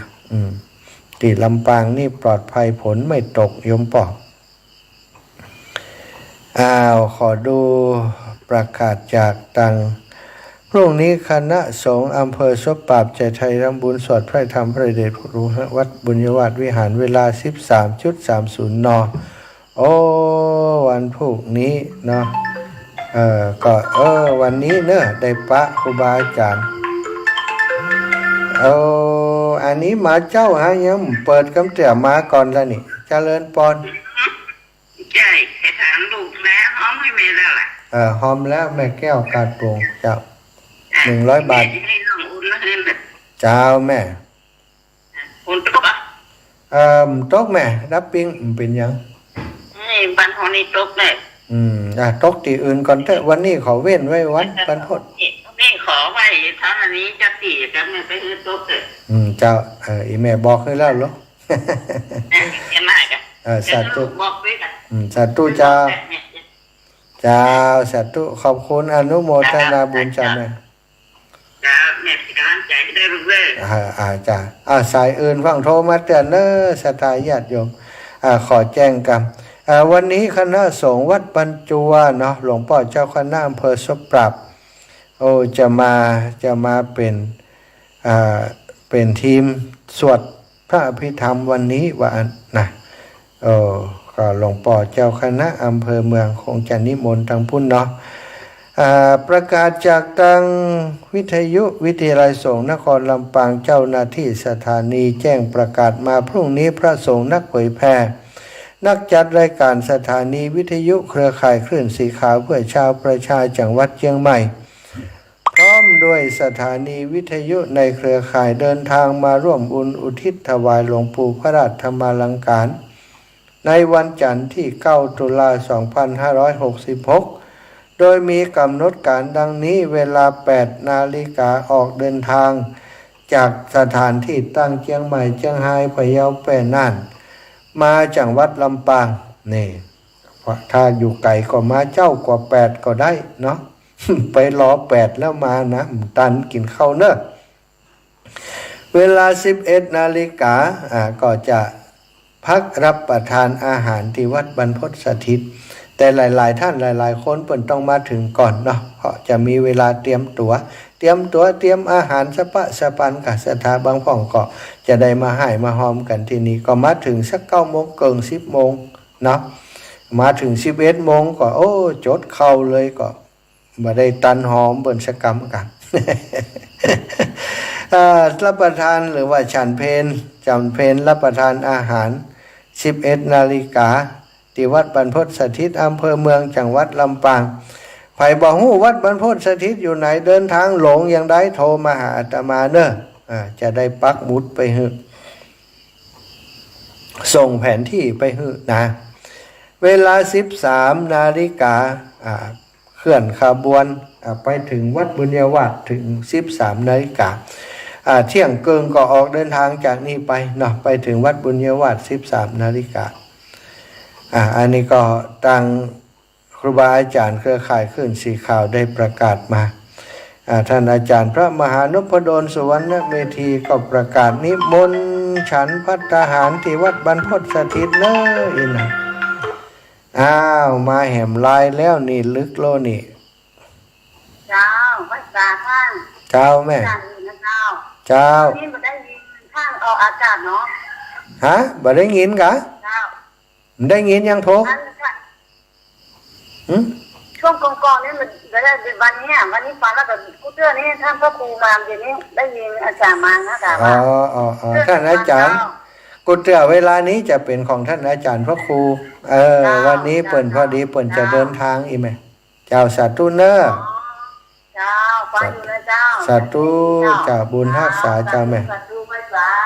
เจ้าโยมแม่ลิบ้านทกนะละปูนนะนี่ถ้ามีคนโทรมาก่อนสักคนนะเดี๋ยวแหมคนก็โทรมานะพังโทษแต่เดี๋ยวขออนุญาตประชาสัมพันธ์หน่อยก็มีการประชุมที่วัดบุญยวาสวิหารเนื้อศรัทธาญาติโยมเมื่อ 2-3 วันก่อนนะในการประชุมนั้นมีการกำหนดการทำบุญปัญญาสมวาน50 วันในวันจันทร์ที่30 ตุลา2566 30 ตุลาเดือนเนี้ยกันเนาะวันที่ 30 9:30 นาทีเป็นต้นไปพระสงฆ์พิธีสาวรูปมีพระเดชพระคุณพระจินดารัตนาพรเจ้าคณะจังหวัดลำปางแสดงพระธรรมเทศนาและเป็นประธานสงฆ์แล้วประเด็นที่2ว่ากำหนดการทำบุญหัวข้อที่2กำหนดการทำบุญสัตตมวาน100 วันสัตตมะกับ100นะ100 วันในการบำเพ็ญกุศล100 วันของหลวงปู่พระราชธรรมาลังการในวันที่19 เดือนธันวา19 ธันวา2566เริ่มตั้งแต่ 9:30 นาทีเป็นต้นไปพระสงฆ์พิธี35 รูปพระเดชพระคุณพระเทพเวทีเจ้าคณะภาค6แสดงพระธรรมเทศนาเจริญพรแม่จันนายเจ้าฟังแล้วหมดตี 3เลยโอ้ยาวเลยกะแล้วมัน5 โมงนี่ฟังวิทยุตี 3นี่ฟังงานโทรศัพท์เนาะทางเพศเจ้าแม่เจ้าคุณโตขนาดนี้ท่านทางเพศมีหอแม่หอดีละตกทั้งพุ่นตกทั้งพุ่นตกแล้วก็เดี๋ยวข่อยขวายก็ยั่งอะกะจะเอาสาธุนะจะออกไปโอนตังค์หรือขอโอนตังค์เด้อจะอีแม่หอมหอมต่อได้ก็อีแม่หอมมา100เจ้าเดี๋ยวแม่ไปโอนก่อนเจ้าเดี๋ยวก่อยว่ากันสาธุนะแม่นะบำรุงสถานีตัวเจ้าดีแล้วเจ้าอนุโมทนาบุญโยมแม่เนอะจ้าโยมแม่จันปางิ้วเจ้าสาธุต่อกำหนดนะกำหนดออกเมนพระราชทานเพลิงศพณวิทยาลัยสงฆ์นครลำปางวันอาทิตย์ที่3 มีนา 2567พระสงฆ์พิธี250 รูปพระเดชพระคุณพระพรหมโมลีรักการแทนเจ้าคณะใหญ่หนเหนือจะมาเป็นองค์แสดงพระธรรมเทศนาเป็นประธานสงฆ์พิธีโดยเจริญพรแม่จะดูจ้ะน่าจะไปเขาไปตีเก่ากันนะจ๊ะมาตีเก่าเนี่ยจะไปตีใหม่ไหนไปชุดว่ะขึ้นประกวดปัญญาตั้งม้วนตัวน่ะตีออกไปชุดนะตั้งหลุมฮะน่ะตั้งหลุมฮะเตียนต้นโพน่ะแม่เตียนหิมซะฮะน่ะตีหิมซะฮันวันนี้ก็เปลี่ยนแปลงน้อยหนึ่งขยับมาตีหน้าโบสถ์ฮะน่ะ ตรงนั้นมันมีห่มมีเงาคนมันนักเดียวกับมาเน้นกินข้าว เน้นศรัทธากินข้าวสบายไปกี่โมงไป9 โมงบ่ายคนนั้นนะเขา9 โมงไปมาพึ่งเพ่ควายมูกับเนื้อเตะของเขาตันเขาเนื้อเจ้าสาธุปะกันเนาะเจ้าสาธุเจ้าแม่เนี่ยแม่จ่ายซ่อนเขียวตะกี้แหมน้อยประกาศให้จบก่อนข้อที่4วันที่26 กุมภาพันธ์ 2567มีการสวดอภิธรรมที่วัดบุญญาวาสวิหาร1 คืนและวันที่27นี่9 นาฬิกาจะมีพิธีอาราธนาสังขารหลวงปู่พระราชธรรมาลังการขึ้นราชรถเดินขบวนแห่เคลื่อนจากวัดบุญญาวาสสู่ถนนหลวงบริเวณใกล้สนามบินจากนั้นจะมีรถลากหรือว่าราชรถรถลากราชรถตามโดยรถขบวนแห่ถึงหน้าวิทยาลัยเทคนิคเกาะคาวิทยาลัยเทคนิคเกาะคาก็ประมาณ3 แยกเกาะคาจะตั้งขบวนลากรถสังขารหลวงปู่สู่เมนชั่วคราวมณฑลพิธีวิทยาลัยสงฆ์นครลำปางวันที่27ถึงวันที่2 มีนาศรัทธาญาติโยม2567เวลา 19.30 เทศสวดอภิธรรมทุกคืนที่วิทยาลัยสงฆ์นครลำปางแล้วข้อที่7หลวงพ่อพระครูอนุศาสตร์วรธรรมมอบหมายให้วิทยาลัยสงฆ์ทำหนังสือที่ระลึกหนังสือสุจิบัตรคำเทศน์คำสอนหลวงปู่ทั้งหมดเป็น3 เล่มด้วยกันเนาะอันนี้ก็ทางคณะผู้จัดงานก็ขอเชิญชวนศรัทธาญาติโยมทั้งหลายเป็นเจ้าภาพจตุปัจจัยทายธรรมแด่พระสงฆ์พิธีในงานปัญญาสมวานสัตตมวานแล้วก็งานออกเมนหรือว่าพระราชทานเพลิงศพหลวงปู่พระราชธรรมาลังการตามติอันศรัทธาญาติโยมจะสามารถร่วมบุญร่วมกุศลมาได้เนอะก็สำหรับบัญชีธนาคารกองทุนงานบำเพ็ญกุศลเนื่องในงานศพของพระเดชพระคุณหลวงปู่เลขที่บัญชี 5030862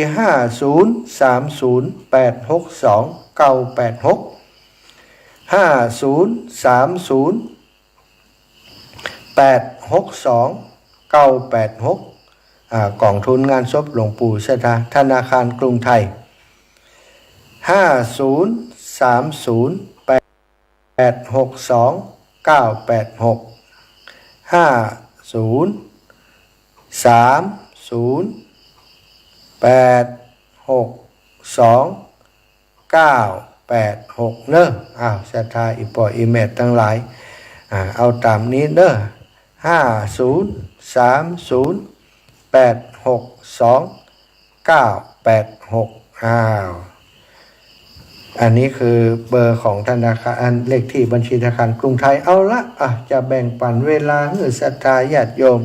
ได้โทรมามาไผจะได้มาไผบ่ได้มาไผจะฝากให้ฝากพร้อมมีเรื่องอะไรยังจะสื่อสารสนทนายินดีรับสายเจริญพรได้แล้วณบัดนี้ 0808844173 เนอะ 0808844173 ชั่วโมงก่อนที่ผ่านไปเนาะก็มีโยมแม่ดวงดีนาลาตะได้โทรมาแล้วก็ฝากออม100 บาทแม่บัวพัดกุหลันโทรมาให้กำลังใจจากเมืองฝางแม่พรสีแก้วเนาะจากเมืองสานั่นเจริญปอน4619จากที่ไหน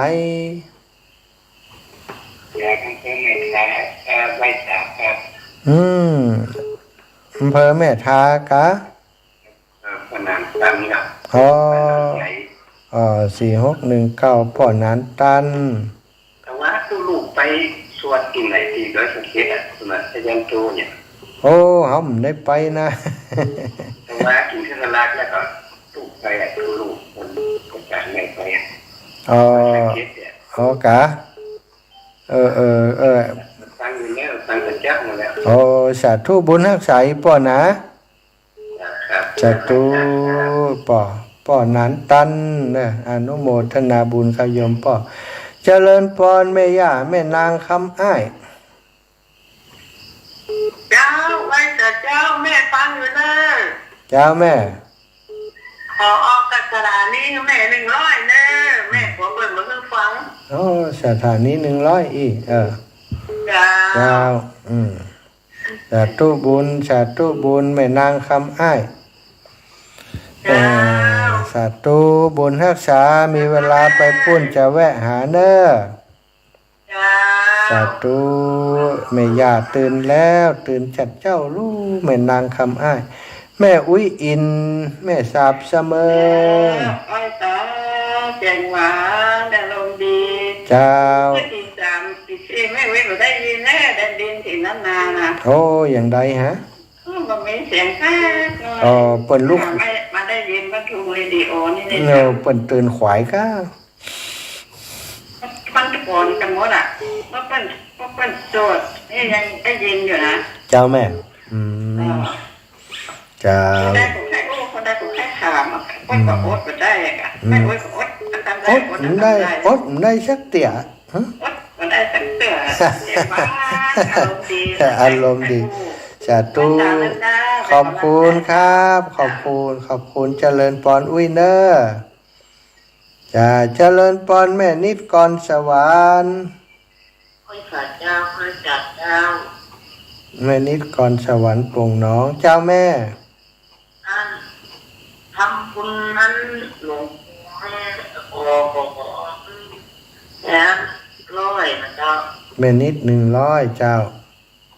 สถานีตัวเจ้า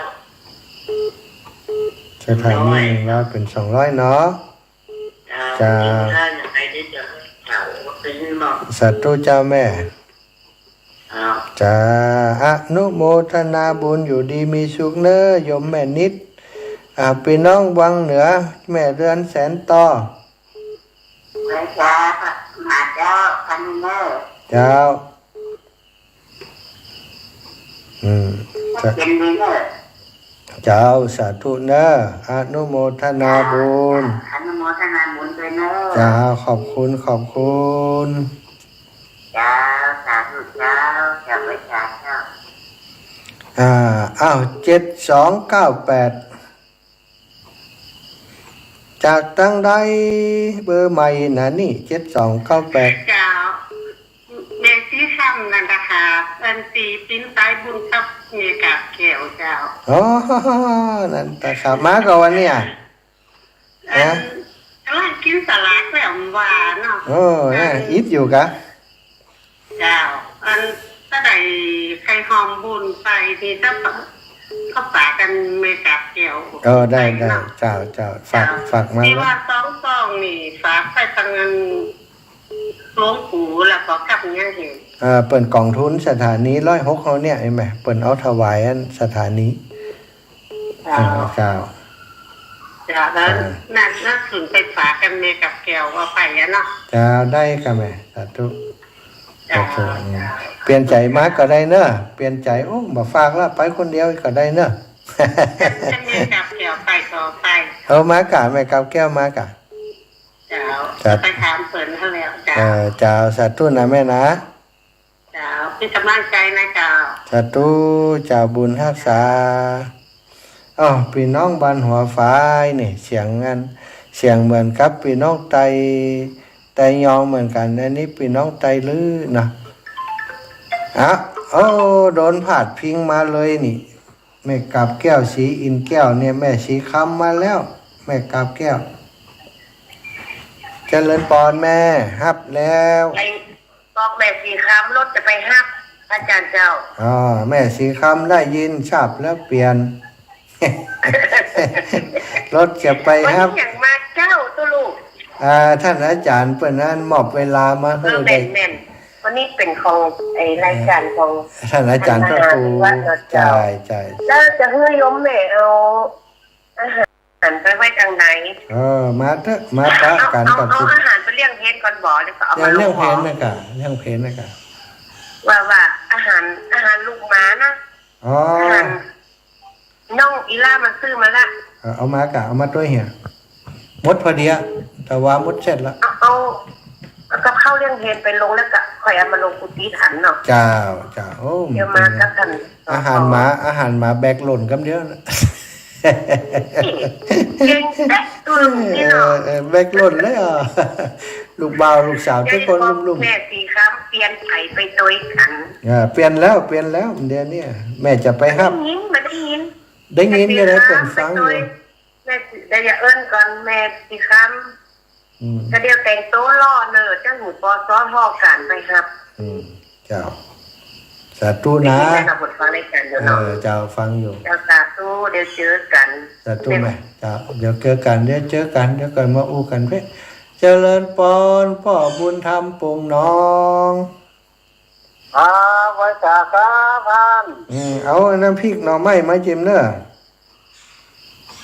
ครับ เอาหน่อไม้อันเลี้ยงปลาเป้ากับลำปางโจนกันใช่ไหมลูก ความดีความมันบุญนี่บ่มีขายเนาะก็ได้ทำเอาเองเนาะ อยากได้ทำเอาเองเนาะปอเนาะสุขภาพความดีหมู่นี้ต้องทำเองหมดจ้ะสาธุ รักษาสุขภาพเพิ่นเด้อท่านเด้อ สาธุบุญรักษาอีปอก็เหมือนกันเนอะ ครับผมไว้จ่าครับ บุญรักษาปอแม่สุทัศน์พี่น้องแม่วางได้มาด้วยเพิ่นก็อีแม่ เจ้าประชาเจ้าท่าน ได้มาด้วยเพิ่นก็นี่ อันท่านส่งบัญชีอันของท่านมาแล้วแม่จะร่วมทำบุญสัก100นะเจ้า ได้กะเอา ส่งมาในไลน์นี่นะเจ้า นี่แม่มีไลน์เขาล่ะ มีกันเดี๋ยวเขาจะตักไปบอก เจ้าตักมาก่อนเนาะสาธุจ้าแม่ จะถูกเด้อไม่ได้ไปมีกู้ท่านเลยจ้ะ มีกู้ชอบกู้เฮียกะ เจริญพรแม่ศรีสุรินทวงศ์ แล้วขัดสันเจ้าลูก จ้าแม่ ลูกตู้เจ้าว่าถ้าไม่จะไปเจอบ่ายนะ จะไปนี่แหละสัก1 วันมันเลิก11:30เนาะดี เลิกกินข้าว11:30เดี๋ยวมันเนี่ยว่าคนมาเลี้ยงมาไปนะ ดีกะมาเด้อมาเจอกันที่วัดบุญยวาดเลยก็ได้เนาะ เจ้า สาธุอีแม่ เจ้า สาธุจ้าฮับสายพี่น้องเวียงเป่ากำแม่เฉลียวพี่น้องหลองหนอดมากก็นี่ เจ้าบ่ได้ไปเจ้าหน่วยกำลังหายที่ท่าน ไปหน่วยเนี่ยหยังแน่ใครบอกให้หน่วยเฮ็ดแต่ฟังอยู่นั่นเนอะ สาธุปนานวินมาอยู่กะวันนี้ บ่ได้ถามเพิ่นฮอไปมุ่นน่ะเป็นนานนะ มาจดขาดเลยอ่ะ จดครับจ้ะ ลุงหลาน โฆษณาไปเด้อออกแต่งสักว่าไงแล้วว่าหน้าก็ใส่กันนะ ได้กะ100แหละ เจ้า ป้าเขาทวงเลยนะ ยัง50ขอลองตังกันว่าอะไรกัน ถ้าป้าเลยจะทวงเลยล่ะไหนถ้าแล้วติดนี้100อ่ะเจ้าได้จดไว้ สาธุมาตรงนี้เข้าปอปงเด้อ สาธุเจ้าแม่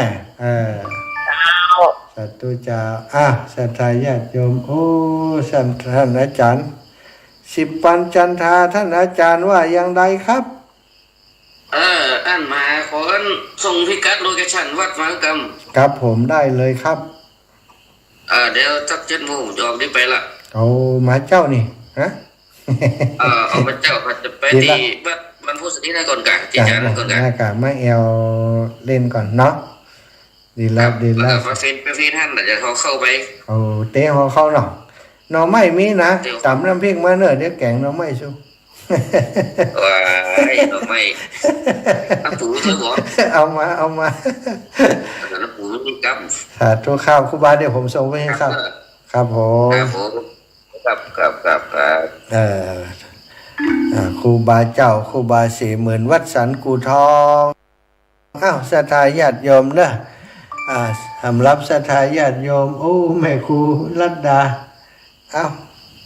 โอ้โยมแม่ครูรัตดาเอาหายไปแล้วเอาแล้วเนาะศรัทธาญาติโยมโอ้